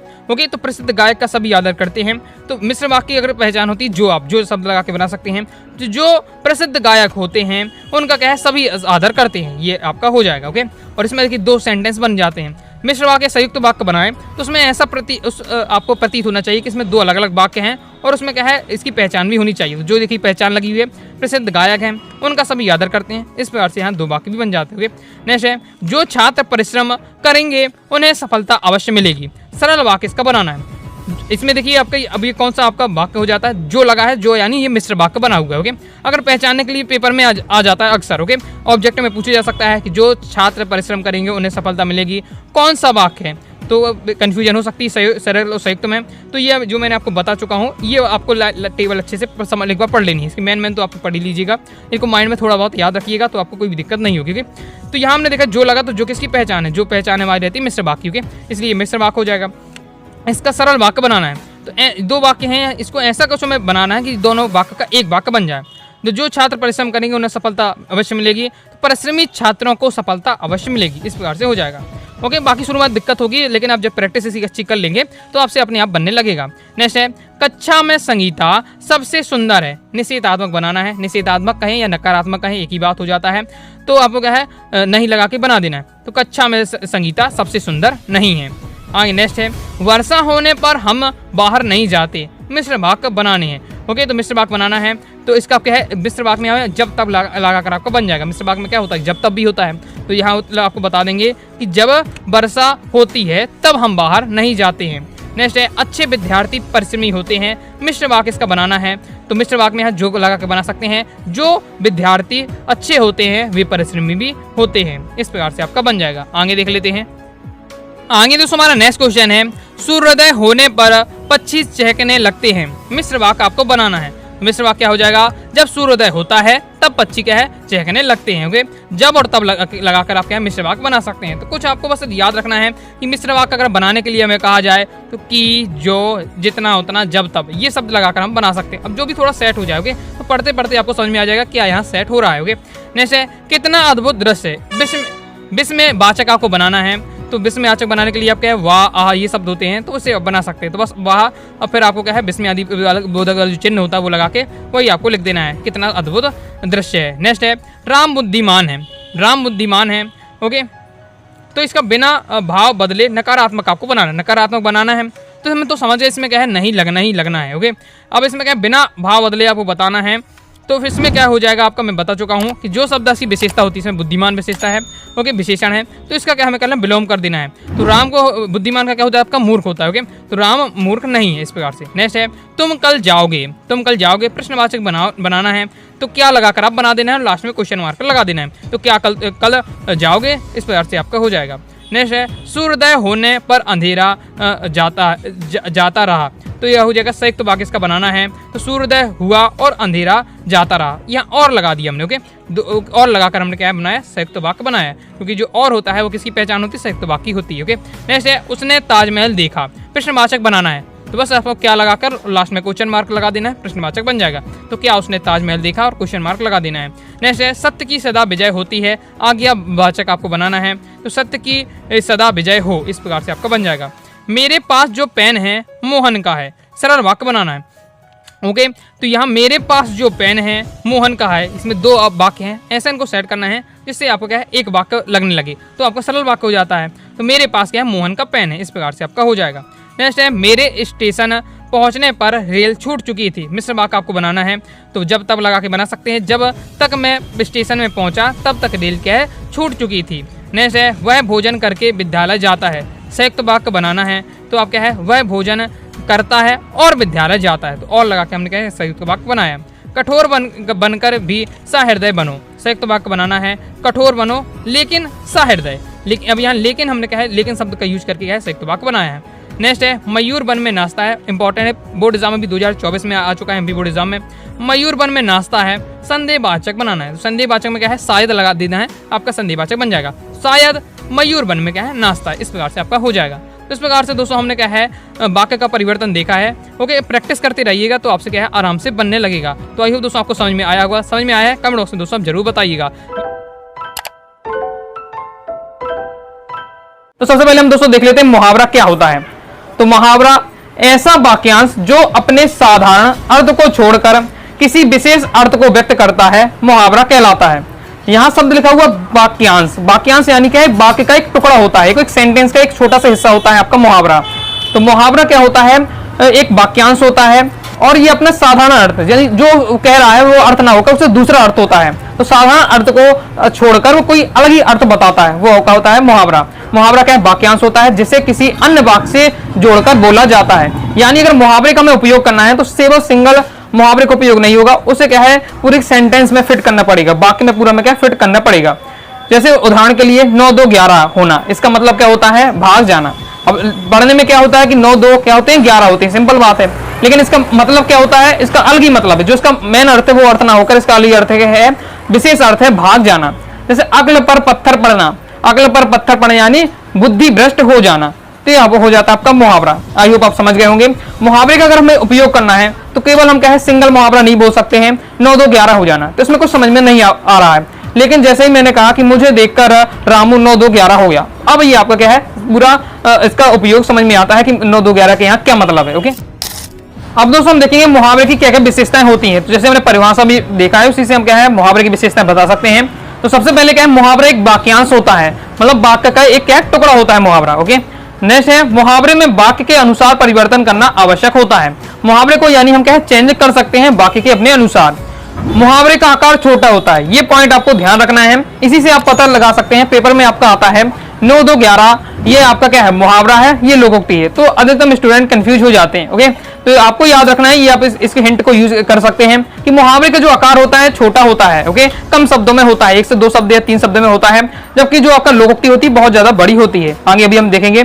तो मुहावरे का प्रयोग स्वतंत्र रूप से नहीं किया जा सकता, यानी हम क्या, मुहावरे को केवल सिंगल लिख दिया जाए तो उसका कुछ मतलब नहीं निकलेगा। ओके, उसे हमेशा जब हम वाक्य के साथ प्रयोग करेंगे तब मुहावरे का मेन अर्थ निकलेगा। तो हो जाती है आपकी मुहावरे की विशेषताएं।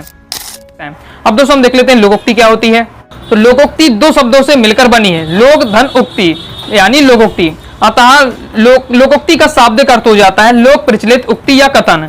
किसी विशेष स्थान पर लोगों द्वारा प्रसिद्ध हो जाने वाले वाक्य को ही क्या है, लोकोक्ति या कहावत कहते हैं। लोकोक्ति क्या है, कहावत भी बोलते हैं। ओके, तो क्या है, किसी भी स्थान पर क्या है, कोई आपका जो वाक्य हो जाता है, फेमस हो जाता है, ओके, प्रसिद्ध हो जाता है, तो वो आपका लोकोक्ति बन जाता है।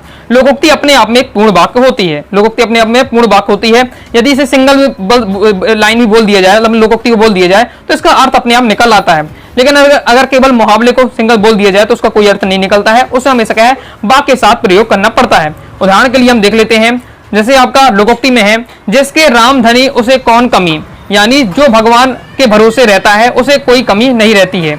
आगे है, आटे के साथ घुन भी पिसता है, अर्थात क्या है, हमेशा गलत आदमी की संगत करने पर सही आदमी भी क्या है, सजा भुगतना पड़ता है। तो ये हो जाती है हमारी लोकोक्ति। अब देख लेते हैं लोकोक्ति की विशेषताएं। लोकोक्ति की विशेषता में है, लोकोक्ति अपने आप में क्या है, पूर्ण वाक्य होती है। ओके, यानी इसे क्या है, किसी वाक्य की सहारा नहीं होता है, अगर सिंगल भी लिख दिया जाए तो भी अपना अर्थ दे देती है लोकोक्ति। ओके, लोकोक्ति ज्यों की त्यों वाक्य में प्रयुक्त होती है, मतलब इसमें कोई चेंज नहीं करना पड़ता है, लोकोक्ति जैसी है एज इट इज क्या है वाक्य। लोकोक्ति का आकार बड़ा होता है, ओके, मुहावरे का आकार छोटा होता है, लोकोक्ति क्या है, बड़ी होती है। जैसे लोकोक्तियों को स्वतंत्र रूप से प्रयोग किया जा सकता है। अगर हम इसको है लोकोक्ति को लिख देते हैं तो उसका अर्थ निकल आएगा। ओके, जबकि जो मुहावरे होते हैं स्वतंत्र रूप से प्रयोग नहीं किया जा सकता। तो इन्हीं विशेषताओं के आधार पर हम क्या अंतर लिख सकते हैं। ओके, तो फिर भी मैं आपको अंतर दिखा देता हूँ, बहुत ज्यादा इंपॉर्टेंट है। एमपी बोर्ड एग्जाम में अक्सर क्वेश्चन आता है 3 नंबर में। 3 आपको पॉइंट याद करके रखना है, लोकोक्ति और मुहावरे में अंतर। तो मुहावरे क्या होता है, एक वाक्यांश होता है, वाक्य का एक अंश होता है, जबकि लोकोक्ति क्या है, पूर्ण वाक्य होती है। मुहावरे का आकार छोटा होता है, लोकोक्ति का आकार क्या है, बड़ा होता है। मुहावरा इसका प्रयोग हम क्या है, स्वतंत्र रूप से नहीं कर सकते हैं मुहावरे का प्रयोग, जबकि हम लोकोक्ति का प्रयोग क्या है, स्वतंत्र रूप से कर सकते हैं। तो इस प्रकार से हो जाता है मुहावरा लोकोक्ति में अंतर। अच्छे से आपको तैयार कर लेना है। अगर कोई भी पेपर में अगर आपका सेंटेंस आता है, कोई भी अगर लाइन आती है, पूछा जाता है मुहावरे है कि ये मुहावरा है कि लोकोक्ति, तो कैसे पहचाना है। तो आप देखिए, जानते हैं कि मुहावरे का आकार छोटा होता है, मुहावरे कम शब्द होते हैं, जैसे 9 2 11 होना, सिंपल बहुत ही क्या है, कम शब्दों में बता दिया है। अब लेकिन यह आप देख सकते हैं जो आपकी जो लोकोक्ति है कितनी बड़ी है, आटे के साथ घुन भी पिसता है, तो ये बहुत बड़ा आपका सेंटेंस है। ओके, तो बड़ा सेंटेंस आपको देखे वो समझ जाइए लोकोक्ति है, जो छोटा सा आपको देखे कम शब्दों में देखे वो आपका मुहावरा है। तो इस प्रकार से दोस्तों हम क्या है, मुहावरे लोकोक्ति के बारे में समझा है, साथ ही इनके अंतर देखे हैं। तो सबसे पहले हम दोस्तों देखेंगे राजभाषा। तो जान लेते हैं राजभाषा क्या है, पढ़ना आपको इसमें क्या क्या है। तो पहले तो आपको राजभाषा देखेंगे, राजभाषा की आपको परिभाषा, फिर उसकी विशेषताएं तैयार कर लेनी है। इसी प्रकार से आपको राष्ट्रभाषा की परिभाषा और उसकी विशेषताएं तैयार करनी है। बाद में दोस्तों हम राजभाषा राष्ट्रभाषा में अंतर तैयार करेंगे, जो कि क्या है, महत्वपूर्ण क्वेश्चन रहता है। क्योंकि क्रम से मैं आपको आसान भाषा में समझाने का प्रयास करूंगा, ध्यान से देखिएगा। थोड़ा मैं आपको डिटेल से समझाऊंगा, क्योंकि पेपर में तो आपको एक ही क्वेश्चन रहने वाला है आपका, लेकिन आपके वस्तुनिष्ठ में बन के आते हैं, तो इसलिए थोड़ा डिटेल से पढ़ना आवश्यक रहता है वस्तुनिष्ठ को सॉल्व करने के लिए। तो सबसे पहले हम दोस्तों समझते हैं राजभाषा। वास्तव में राजभाषा का शाब्दिक अर्थ होता है राजकाज की भाषा, मतलब जो हमारे सरकारी कामकाज की भाषा होती है वो कौन सी भाषा है, वो हमारी राजभाषा है।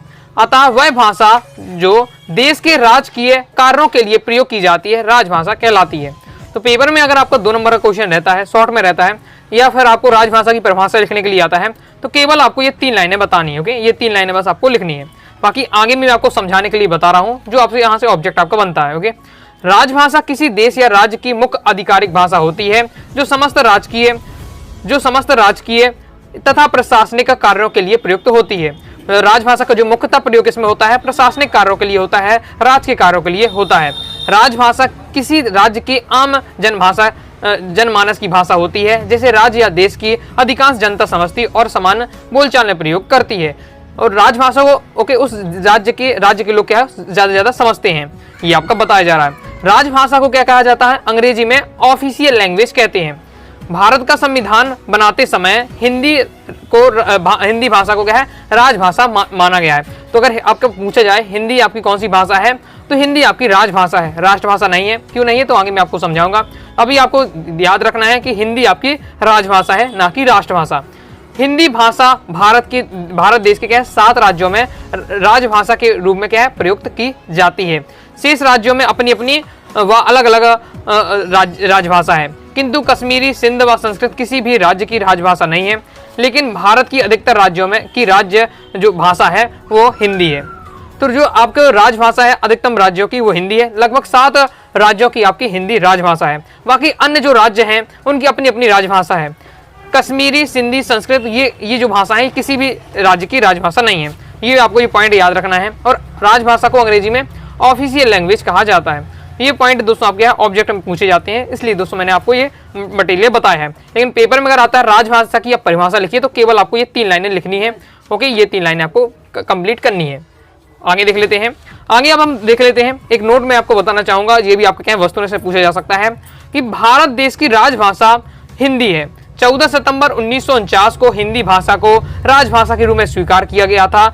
अतः इस दिन को हम क्या है हिंदी दिवस के रूप में मनाया जाता है। तो 14 सितंबर को क्या मनाया जाता है, हिंदी दिवस मनाया जाता है। अब दोस्तों हम देख लेते हैं राजभाषा की विशेषताएं। तो राजभाषा की कौन कौन सी विशेषताएं हैं। तो जो राजभाषा का प्रयोग सरकारी कामकाजों में किया जाता है, राजभाषा सरकारी कामकाजी भाषा है, प्रशासनिक कार्यों की भाषा है। राजभाषा कुछ राज्यों तक ही सीमित है, मतलब राजभाषा जो एक है वो जरूरी नहीं है कि हर राज्यों में बोली जाए, हर राज्य की अपनी अपनी राजभाषा हो सकती है। इसलिए जो राजभाषा है वो कुछ राज्यों तक सीमित होती है।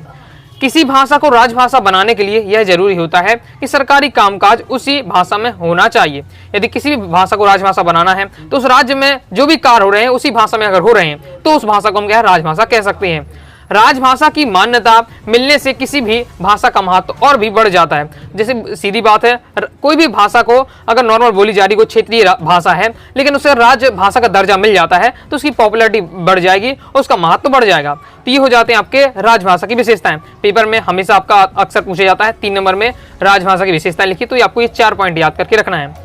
आई होप आप समझ गए होंगे। आगे देख लेते हैं। अब दोस्तों हम देख लेते हैं राष्ट्रभाषा। राष्ट्रभाषा कैसे कहते हैं, ऐसी भाषा जो समस्त राष्ट्र का प्रतिनिधित्व करती है तथा देश की अधिकांश जनता के द्वारा बोली और समझी जाती है, राष्ट्रभाषा कहलाती है। नामी में अर्थ हुआ राष्ट्र भाषा यानी राष्ट्र की भाषा, मतलब ऐसी भाषा जो राष्ट्र का प्रतिनिधित्व करे, साथ ही वो देश के पूरे अधिकांश जनता द्वारा बोली जाती है, वो राष्ट्रभाषा आपकी कहलाती है। तो पेपर में अगर परिभाषा आती है तो केवल ये आपको 2 लाइन बतानी है। तो वास्तव में राष्ट्रभाषा का जो शाब्दिक अर्थ होता है उसका मतलब होता है समस्त राष्ट्र में प्रयुक्त होने वाली भाषा। अतः राष्ट्रभाषा आम जन की भाषा होती है और किसी राष्ट्र के प्राय अधिकांश या बड़े भूभाग या जनसंख्या के द्वारा बोली व समझी जाती है। तो राष्ट्रभाषा का बस आपको इतना याद रखना है कि राष्ट्रभाषा होती है वो पूरे राष्ट्र का प्रतिनिधित्व करती है, पूरे देश का प्रतिनिधित्व करती है और देश की अधिकांश जनता द्वारा क्या है राष्ट्रभाषा बोली जाती है। अब अगर क्वेश्चन आता है कि हिंदी आपकी राष्ट्रभाषा है या राजभाषा, तो हिंदी दोस्तों आपकी राजभाषा है, राष्ट्रभाषा नहीं है। ऐसा क्यों? भारत की कोई भी दोस्तों राष्ट्रभाषा नहीं है। ओके, कोई भी संविधान द्वारा किसी भी भाषा को राष्ट्रभाषा का मान्यता प्राप्त नहीं है। हिंदी को राष्ट्रभाषा बनाने का कई बार प्रयास किया गया है, लेकिन जो अन्य भाषा के लोग हैं, तमिल, तेलुगु और आपका गुजराती, मलयालम और बहुत सारी जो भाषाएं हैं, उन भाषा वालों ने विरोध किया है कि हिंदी को न बनाया जाए, क्योंकि उनकी भी अपनी भाषा होती है। ओके, तो भारत में क्या है अनेक भाषाएं बोली जाती हैं। ओके, किसी एक भाषा को राष्ट्रभाषा का दर्जा दिया जाता है तो अन्य भाषा के जो होता है उन्हें वो बुरा लग जाता है। ओके, इस कारण से क्या है कोई भी भारत की भी राष्ट्रभाषा नहीं है। तो पेपर में हमेशा क्वेश्चन आता है आपके 70 में, हिंदी आपकी राष्ट्रभाषा है, तो अधिकतम स्टूडेंट सत्य लगाकर आ जाते हैं, लेकिन वो क्या है आपका सत्य नहीं असत्य होता है, क्योंकि हिंदी की आपकी क्या है राजभाषा है। तो याद रखिएगा इस पॉइंट को। अब राष्ट्रभाषा की विशेषताएं देख लेती है।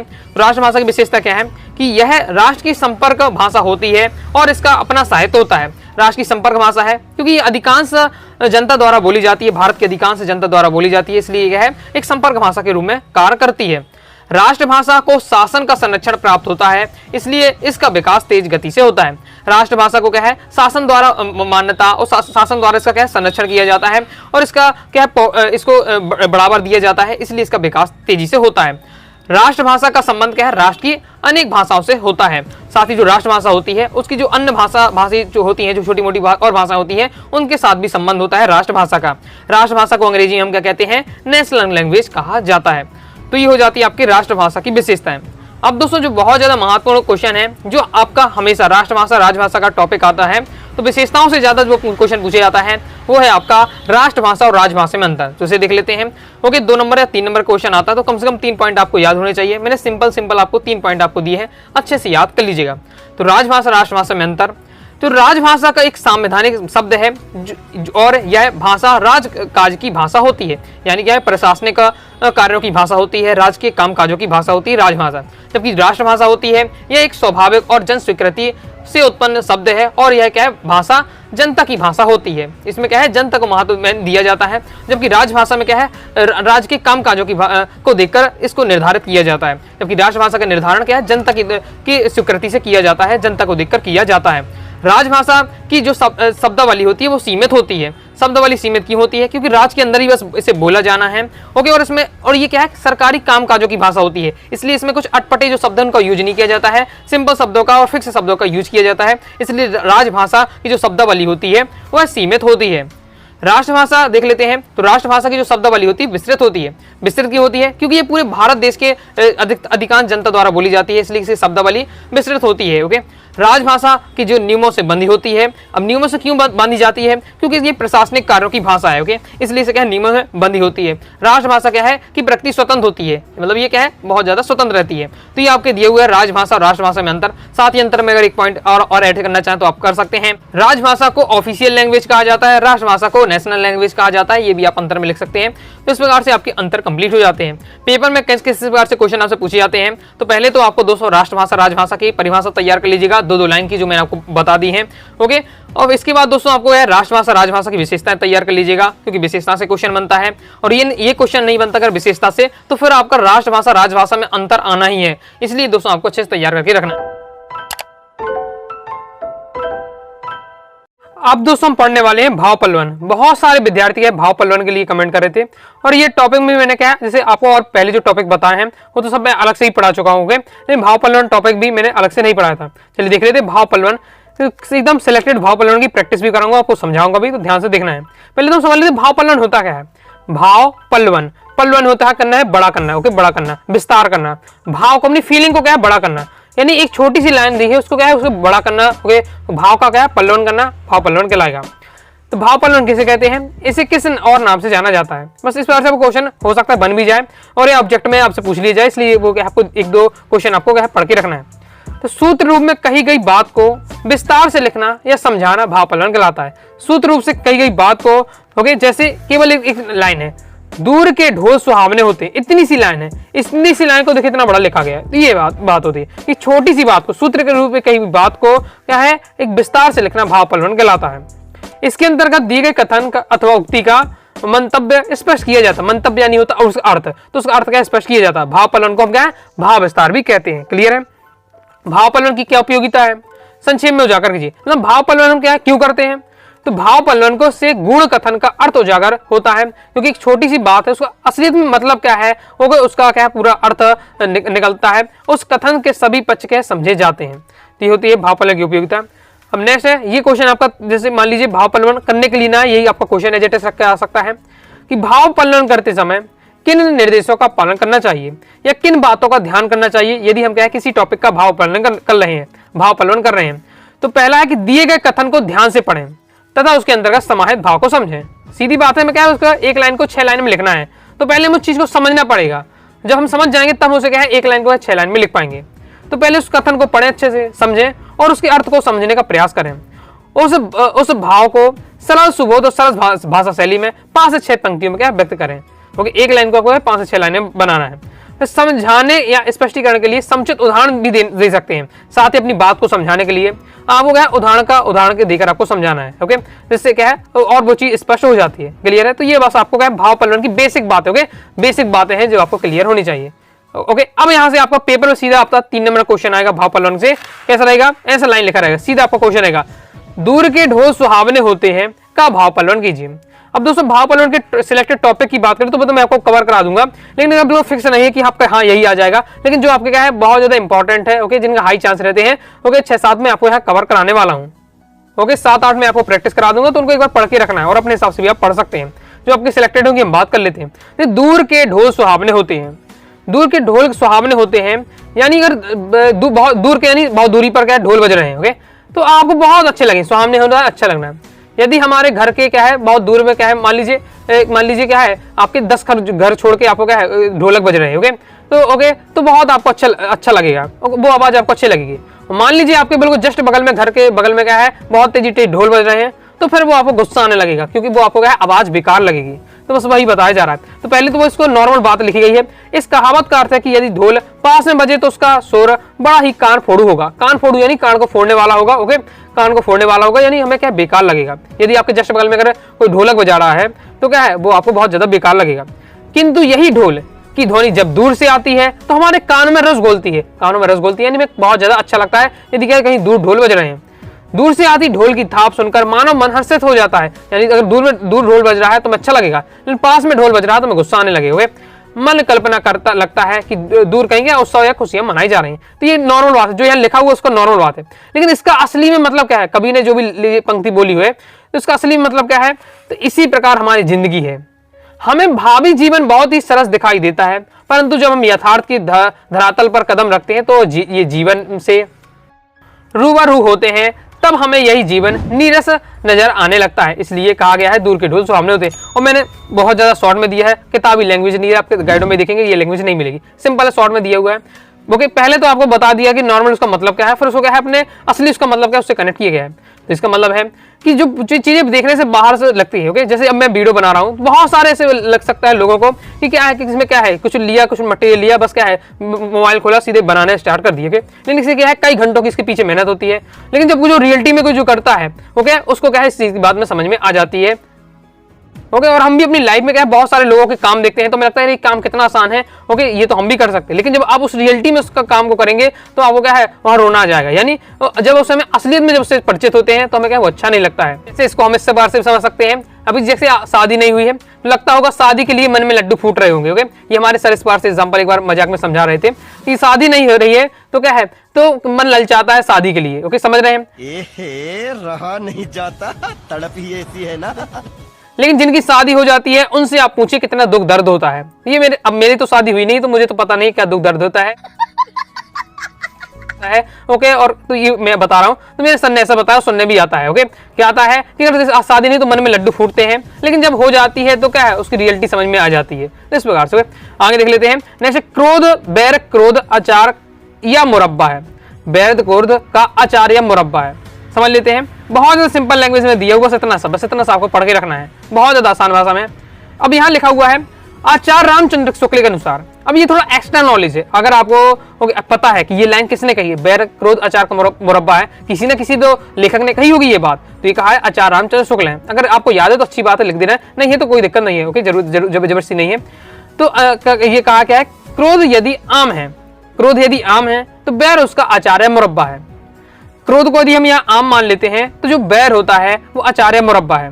अब जिस प्रकार आम की अपेक्षा उसका अचार या मुरब्बा अधिक लंबे समय तक उपयोग में लाया जाता है, अर्थात अधिक टिकाऊ होता है, उसी प्रकार बैर क्रोध का स्थायी रूप है। क्या बताया जा रहा है, अगर आप आम को लेंगे, आम लाते अपने घर में 3-4-5 दिन या हफ्ते भर रखते हैं, महीने में, तो खराब हो जाएगा आम। लेकिन यदि उसी आम का आप अचार रख लेते हैं, कई सालों तक रखता है, अचार तो ऐसा खराब नहीं होता, कई सालों 5 सालों तक उसका अचार रखा रहता है, मुरब्बा रखा रहता है, और वो 5 दिन में वो आम को अगर 5 दिन रखा दे तो खराब हो जाएगा। लेकिन यदि उसका हम क्या अचार बना देते हैं, मुरब्बा बना देते हैं, तो वो क्या है 5 साल तक चलता है। तो इसी प्रकार से जो हमारा क्या होता है, जो क्रोध होता है, क्रोध एक तत्काल वाला रूप है। क्रोध एक क्या तत्काल है, जिसमें मुझे गुस्सा आ रहा तो मैंने तो उसके ऊपर, किसी व्यक्ति के ऊपर तत्काल उसका गुस्सा उतार दिया, वो तत्काल वाला हो जाता है। लेकिन यदि हम कहें किसी कारणवश किसी पर गुस्सा नहीं उतार पाते, कई बार ऐसी कंडीशन होती है कि अब कोई हमसे बड़ा है तो हम उसे क्या ज्यादा गुस्सा से बोल नहीं सकते, लेकिन हमारे उसके प्रति क्या हमारा क्रोध तो है ही है, तो क्रोध मन ही मन चलता रहता है, वही क्या है बैर का रूप ले लेता है। तो उसी प्रकार बैर क्या है, क्रोध का स्थायी रूप है। वास्तव में जो क्रोध तत्काल प्रदर्शित नहीं होता है वह उस समय आने पर क्या है, अब कुछ अवधि के बाद क्या है बैर प्रदर्शित करने लगता है। मतलब जो थोड़ा सा जो गुस्सा है वो हमारी दुश्मनी शत्रुता में बदल जाता है। ओके, क्लियर है। आगे देख रहे, पेपर इतना ही आपको लिखना है, पर्याप्त रहता है। ओके, फिर और भी आप डिटेल से लिख सकते हैं, मैंने शॉर्ट में लिया ताकि स्टूडेंट को नॉर्मल तरीके समझ सके। नेक्स्ट हमारा क्वेश्चन है, मन के हारे हार है, मन के जीते जी, भाव पलट कीजिए। एमपी बोर्ड एग्जाम 2024 में क्वेश्चन आया था। ओके, रिपीट होने कम चांस है, लेकिन अगर पढ़ के रखना है, और सिंपल आप जानते हैं, कुछ लाइनें तो आप अपने से जानते होंगे, अपने हिसाब से लिख सकते हैं। मन, और ऐसा नहीं फिक्स ही लिखना, अपने हिसाब से आप बता सकते हैं। मन के हारे हार है, मन के जीते जी, यदि आपने दृढ़ संकल्प कर लिया मन में, ओके, कि इस चीज को मैं कहा, जैसे बहुत सारे विद्यार्थी कहते हैं सर 3 दिन बचे हैं, ओके भैया केवल 3 दिन बचे हुए हैं, इतना बड़ा हिंदी का सिलेबस कैसे होगा। लेकिन अगर आपका ठान लेते हैं तो क्या 3 दिन में, एक दिन में भी आए, एक रात में भी आप क्या पूरा सिलेबस कंप्लीट कर सकते हैं। ओके, बस एक बार पूरा प्लेलिस्ट फॉलो करिए, 4-5 घंटे लगेंगे, कंप्लीट आपका हो जाता है। ओके, तो क्या बता रहा कि अगर आपने ठान लेते हैं तो हो जाएगा, और अगर नहीं आपको लगता कि अरे मैं कर ही नहीं पाऊंगा, मेरे से नहीं होगा, तो अगर आपको 1 साल भी दे दिया जाए तो भी आप सिलेबस नहीं पढ़ पाएंगे। लेकिन मन से होता है, जो कुछ मन से होता है, मन में अगर आपने दृढ़ संकल्प कर लिया तो आप क्या बड़े से बड़े काम भी कर लेंगे, और आपने पहले मन से हार गए तो आप क्या फिर कुछ ओके फिर आप कुछ नहीं कर पाएंगे।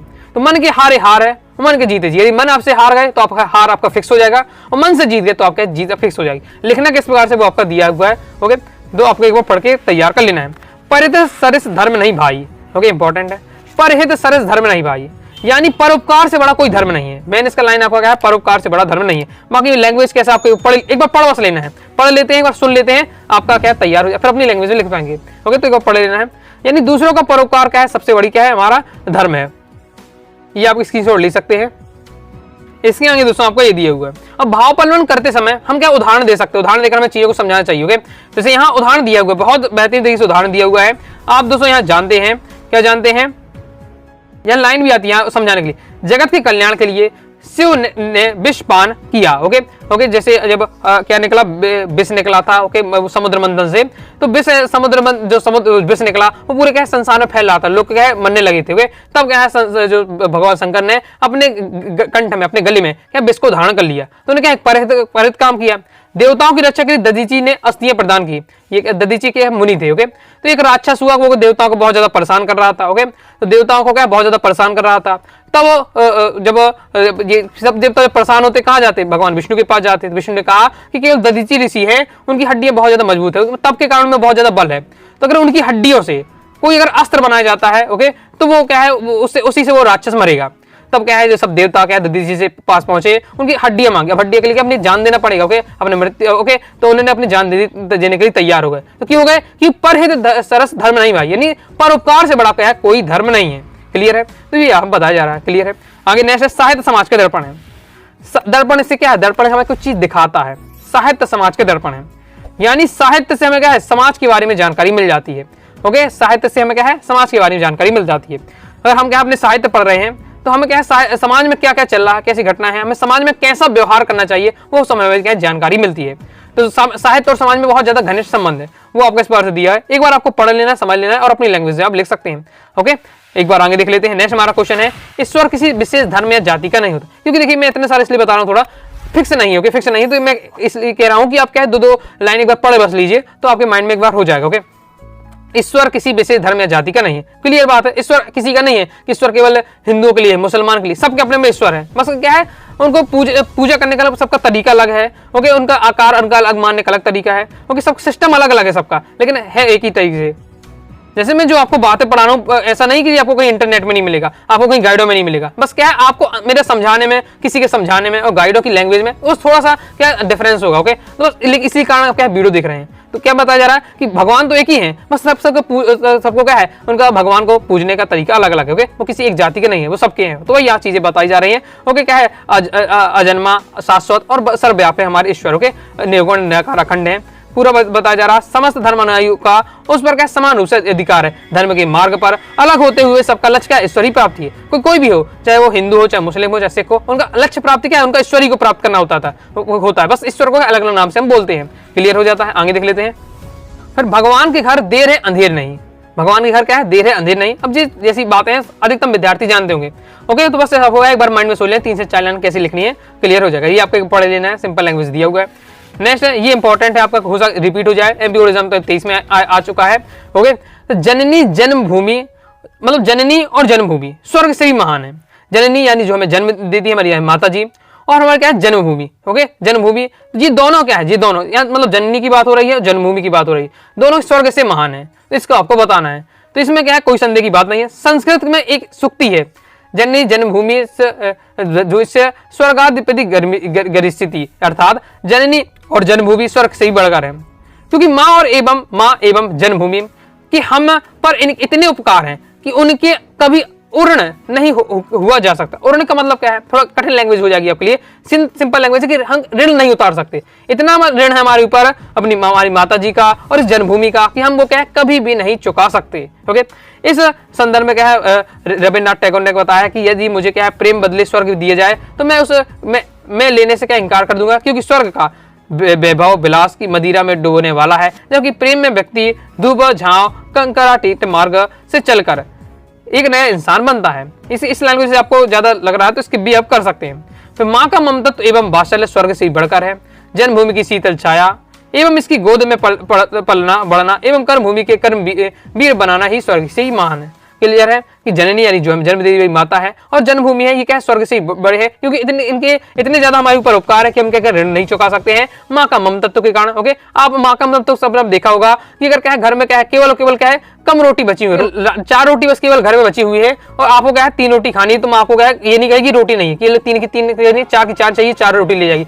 चाहे वो खुद भूखी सो जाए या एक ही रोटी खाए, तो माँ की ममता अलग ही होती है। तो उसकी बात बताई जा रही है। क्लियर है, अपनी लैंग्वेज में आप यहाँ लिख सकते हैं। बस मैंने आपको हिंट से कर दिया, एक बार हिंट कर दिया, आपको एक बार थोड़ा सा रिवीजन से करा दिया। ओके, क्लियर है। और भी दोस्तों आपको अपनी तरफ से मिले तो इन्हें पढ़ते रहिएगा, क्योंकि इनका थोड़ा सा फिक्स नहीं रहता है, बस एक बार आपको है अब पढ़ के रखना है और ज्यादा आसानी नॉर्मल आते हैं जो आप थोड़ा बहुत जानते होंगे। ओके, अब जैसे ये वाला है थोड़ा बहुत तो आपको समझ में आता ही होगा, तो 3 से 4 लाइन आप लिख ही पाएंगे। क्लियर हो जाता है। तो हमने क्या इस बार से भाव पल्लवन सीख लिया है।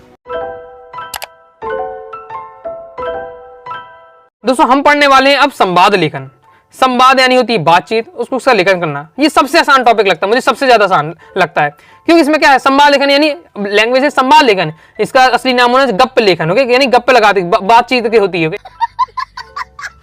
जो नॉर्मल हम क्या है आपस में बातचीत करते हैं वही इसमें आपको लिखना पड़ता है। ओके, ये इसने ये कहा, बस इस बात से आपको लिखना पड़ता है। किसी भी टॉपिक पर दे दिया जाता है ओके कि 2 लोग इस टॉपिक पर बात कर रहे हैं, उनके बारे में आपको लिखना है। मैं आपको दिखाता हूँ, बहुत ज्यादा आसान है। ओके, एक बार थोड़ा बेसिक को समझ लेते हैं, अगर किस बार से आ सकता है क्वेश्चन आपको ऑब्जेक्ट में यहाँ से बनकर। ओके, तो कैसे आपको लिखना है। संवाद से आप क्या समझते हैं, कौन सा संवाद अच्छा माना जाता है? तो 2 या 2 से अधिक व्यक्तियों के बीच होने वाला जो आपका संभाषण होता है, संभाषण बातचीत होता है, उसे हम संवाद कहते हैं। संवाद जितना सहज स्वाभाविक तथा सजीव होता है उतना ही हमें अच्छा लगता है, यानी सरल भाषा में होना चाहिए। व्यक्ति अपने विचारों या भावों को व्यक्त करने के लिए संवाद का सहारा लेता है। संवाद जितना जीवंत सहज और रोचक होगा उतना ही प्रभावी होगा, यानी जो संवाद हो रहा बातचीत हो रहा है वो एकदम रियलिटी वाली बातचीत होना चाहिए, ज्यादा उसमें हवाबाजी नहीं होनी चाहिए। ओके, अच्छी बातें सभी सुनना क्या पसंद करते थे। संवाद लेखन के बारे में नॉर्मल दिया हुआ है। हाँ, ये क्वेश्चन आपका 3 नंबर में से मान लीजिए संवाद लेखन ना कि सीधे यही क्वेश्चन पूछ लिया जाए कि संवाद लेखन करते समय हमें किन किन बातों का ध्यान रखना चाहिए। बिल्कुल सिंपल है, अगर हमें कौन सी बातें ध्यान रखनी है, पात्रों की बातचीत का संक्षिप्त होने चाहिए। ओके, ऐसा नहीं एक पात्र एकदम बोलते जा रहा, दूसरा पात्र कुछ बोले रहा, यस नो में जवाब दे रहा, इस टाइप से ना होना चाहिए। ओके, दोनों क्या है शॉर्ट में बातें होनी चाहिए। विचारों प्रभाव स्वाभाविकता और तथा परस्पर संबंध होना चाहिए। विराम चिन्हों तथा अन्य व्याकरण अशुद्धियां न होनी चाहिए, यानी क्या जो व्याकरण अशुद्धियां ना हो। वार्तालाप अंत में क्या है निश्चित परिणाम अवश्य निकले, यानी जो बातचीत हो रही है उसका अंत में रिजल्ट निकले। ओके, ऐसा नहीं कि बस उस बातचीत होगी बीच में समाप्त ना होने चाहिए, उसका अंत रिजल्ट निकले। ओके, फिर प्रचलित मुहावरे का यथास्थान प्रयोग हो, संवाद की भाषा सरल और आम बोलचाल की हो। सिंपल बातें दी हुई है। अब यहाँ मैं आपको एग्जाम्पल के साथ समझाने वाला हूँ जो आपके क्या पेपर में आता है। चलो देख लेते हैं। पहला हमारा पेपर में इसी बार से क्वेश्चन आएगा, क्रिकेट के खेल विषय पर 2 मित्रों के मध्य संवाद लिखिए। क्रिकेट का खेल के विषय में आपको है 2 मित्र हैं, आपस में बातचीत करें, संवाद यानी बातचीत करें, वो आपको बातचीत बतानी है। ओके, और यहाँ हर स्टूडेंट अपने अपने हिसाब से लिखता है, किसी भी टाइप से आप लिख सकते हैं। यही दोस्तों क्वेश्चन हमारा एमपी बोर्ड एग्जाम 2000, ये हमारा एमपी बोर्ड एग्जाम 2023 में आ चुका है। ओके, एक बार मैं शॉर्ट में आपको पढ़ के बता देता हूँ। जैसे 2 लोग हैं, आपके दो मित्र हैं। ओके, 2 मित्र हैं, आप कुछ भी नाम दे सकते हैं, जैसे मैंने यहाँ रोहित राहुल दिया है, आप कुछ भी रख सकते हैं। ओके, सोनू मोनू रख सकते हैं, जो भी है आपका। ओके, तो ये अब देख लेते हैं। रोहित कहता है कि राहुल क्या तुमने कल भारत और ऑस्ट्रेलिया के बीच मैच देखा, क्रिकेट मैच देखा? हाँ मैंने देखा, यह मैच भी हमेशा तक की तरह रोमांचक रहा। रोहित, जब ऑस्ट्रेलिया टॉस जीतकर 20 ओवर में क्या है 250 रन बड़ा स्कोर खड़ा कर दिया तो मैंने तो भारत की क्या जीतने की उम्मीद छोड़ दी। राहुल, हाँ मित्र मुझे भी ऐसा लगा, परंतु हमारे खिलाड़ियों ने शानदार प्रदर्शन किया से क्या है मैच रोमांच आ गया और हम क्या है जीत गए। रोहित, हाँ यह भारत के लिए क्या है एक बड़ी जीत है, भारतीय बल्लेबाजों ने मैच का रुख पलट दिया। हाँ राहुल कहेगा कि हाँ यह भारतीय टीम का शानदार प्रदर्शन था, वे वास्तव में जीत के हकदार थे। फिर रोहित कहता है हाँ यह एक बहुत अच्छा मैच था, मुझे यकीन है भारतीय टीम अपने ऐसे प्रदर्शन से दम पर वर्ल्ड कप विजेता भी बनेगी। राहुल, हाँ भाई बिल्कुल सही कह रहे हो। देखिए यहाँ क्या है बात का निष्कर्ष एक पर से निकला। हमेशा ये होना चाहिए एक राहुल बोला तो फिर रोहित ने बोला, रोहित ने राहुल बोला फिर रोहित, फिर राहुल रोहित, इस प्रकार से बोल रहे क्रम से, ऐसा नहीं रोहित रोहित बोला राहुल राहुल, इस प्रकार से नहीं होना चाहिए। देख सकते क्या लैंग्वेज, अब इसमें कुछ पढ़ने का, इसमें कुछ रटने की चीज है, कुछ नहीं है। ओके, ये मैंने इस टाइप से बताया। और दूसरे टाइप से बोल सकते हैं कि यहाँ टीम की बात हो रही है, इंडिया की टीम और जो मैच हुआ उसमें, ये फिर इस बार से आप लिख सकते हैं राहुल बोल रहा है क्या भाई आज मैच खेलने चलोगे 4 बजे, रोहित कहेगा कि मुझे नहीं जाना है, क्या कि अब बोर्ड एग्जाम नजदीक आ गई है तो हम क्या है मैच अभी नहीं खेलेंगे। ओके, बस केवल और केवल क्या है मॉर्निंग टाइम खेल लिया करेंगे। इस टाइप से आप क्या है इस बार से भी आप बता सकते हैं, मतलब कई तरीके से जैसा भी आपको मन में आ रहा है वो आप यहाँ बता सकते हैं। मतलब नॉर्मल जो आपकी बातचीत होती है, आप कल्पना कीजिए आप दोस्त किस बार से बात करते हैं वो आपको यहाँ लिखना है। ओके, इस बार से आगे देख लेते हैं। लेकिन आपकी जो भाषा होनी चाहिए एकदम शब्द वाली भाषा होनी चाहिए। अब जैसे असलियत में दोस्त से बात करते हैं उतना ज्यादा भी असलियत आपको यहाँ नहीं लिखनी है, समझ रहे हैं? समझ रहे हो, समझ रहे हो, आप समझ रहे हो। अब यहाँ नेक्स्ट हमारा जैसे एग्जाम्पल देता हूँ, परीक्षा की तैयारी को लेकर दो मित्रों में संवाद, दो मित्र बात कर रहे हैं परीक्षा की तैयारी के लिए। एक जैसे मित्र कह रहा है कि मित्र परीक्षा नजदीक आ गई है, निकट आ गई है, पढ़ाई कैसी चल रही है? अजय, अरे क्या बताऊं, वैसे तो ठीक है लेकिन अर्धवार्षिक परीक्षा का क्या परिणाम देखकर क्या है मैं चिंतित हो गया। विनय, क्यों, ऐसा क्या बात है? अरे सभी विषयों में मेरे क्या कम नंबर आए हैं अर्धवार्षिक परीक्षा में। विनय, खैर चिंता की कोई बात नहीं है, मैं तुम्हें बताता हूँ अर्धवार्षिक परीक्षा का मूल्यांकन के कड़ाई के साथ किया गया है।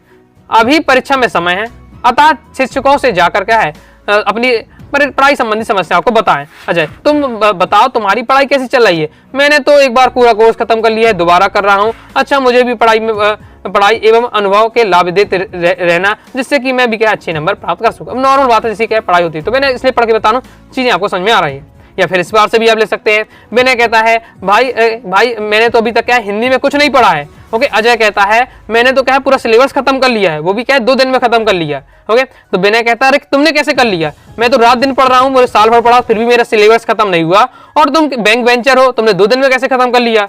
तो फिर क्या बोल रहा है विनय, बोलेगा कि अरे मैंने क्या है अनुराग भाई की क्या है पूरी प्लेलिस्ट क्या है 2 दिन में फॉलो कर ली, कंप्लीट मेरा सिलेबस हो गया, अब क्या 80 में 80 की तैयारी हो गई। तो ये भी आप लिख सकते, कोई दिक्कत नहीं है। आ रहा समझ में?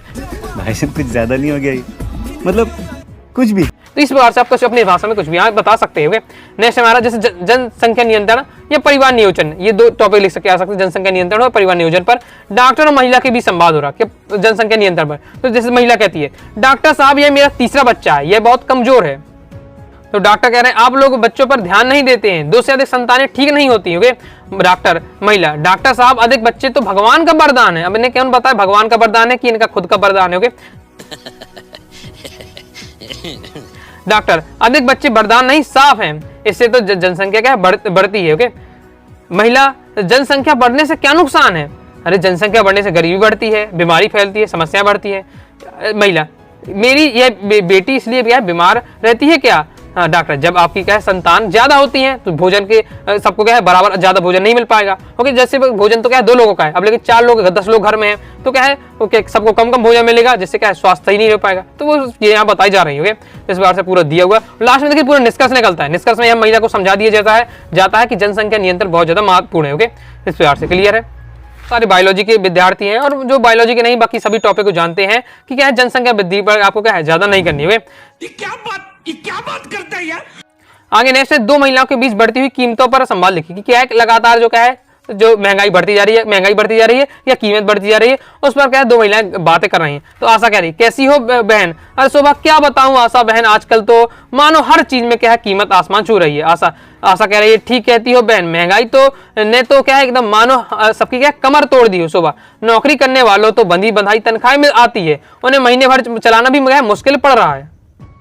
आशा कह रही अरे गरीब लोग के तो और बुरा हाल है, उन लोगों को क्या मजदूरी तो कोई नहीं बढ़ाता तो क्या है। शोभा, महंगाई तो दिन ब दिन प्रतिदिन बढ़ती जा रही, लेकिन क्या है हमारे वेतन तो उस हिसाब से नहीं बढ़ रहा कई और करे तो क्या क्या जाए करे। ओके, क्लियर है। इस बार से आपको बताना संवाद लिखने में 2 लोग हैं तो 3 लाइन उसकी 3 लाइन इसके, मतलब 6 लाइन में आपको 6 से 7 6 8 लाइन में आपको कंप्लीट कर सकते हैं। नेक्स्ट इस बार से टीवी देखने की लाभ हानि पर पति पत्नी क्या आपस में बातचीत कर रहे हैं। तो इस बार से और लाभ और हानि दोनों चीज की बात आनी चाहिए। ओके, फोकस करना लाभ और हानि, तो ऐसी बात लिखना है कि उसमें लाभ भी बात हो हानि की बात हो। तो ये आपको दिया हुआ पढ़ लीजिएगा, आपको यहाँ कुछ बताने की आवश्यकता नहीं है। अब इतना कठिन टॉपिक नहीं है कि आपको समझ में ना आए, ये पूरा दिया हुआ पढ़िएगा अपने एक बार अपने से और समझ जाइए। तो इस बार से आप संवाद लेकर समझ गए। तो मैंने कुछ आपको 3-4 जो सिलेक्टेड है उनको लेकर मैंने आपको चीज समझाई। आप किसी भी टॉपिक पर आ जाए तो आप क्या अपने हिसाब से आप यहाँ लिख सकते हैं और आपको क्या काफी ज्यादा नॉलेज मिल गया होगा संवाद लेखन के बारे में। ओके, तो संवाद लेखन वाला मेरी तरफ से टॉपिक कंप्लीट हो जाता है और अपने हिसाब से और भी टॉपिक लेकर आप लिख सकते हो। ओके, वो बहुत ज्यादा आसान है, जो रियलिटी में हम बातचीत करते हैं वही आपको यहाँ लिखना पड़ता है। तो ऐसे दोस्तों आपको वीडियो पसंद है लाइक करके सब्सक्राइब जो कर दीजिएगा। साथ ही दोस्तों आपका है टेलीग्राम चैनल व्हाट्सएप चैनल को ज्वाइन कर लीजिएगा। दोस्तों कोई डाउट आता है कमेंट से आप जरूर पूछिएगा। और क्रम से तैयारी करना चाहते हैं तो 12th हिंदी टॉपर सीरीज की जो प्लेलिस्ट है उस पर जाकर आप क्रम से पढ़ सकते हैं। मिलते हैं नेक्स्ट वीडियो में, तब तक के लिए बाय बाय।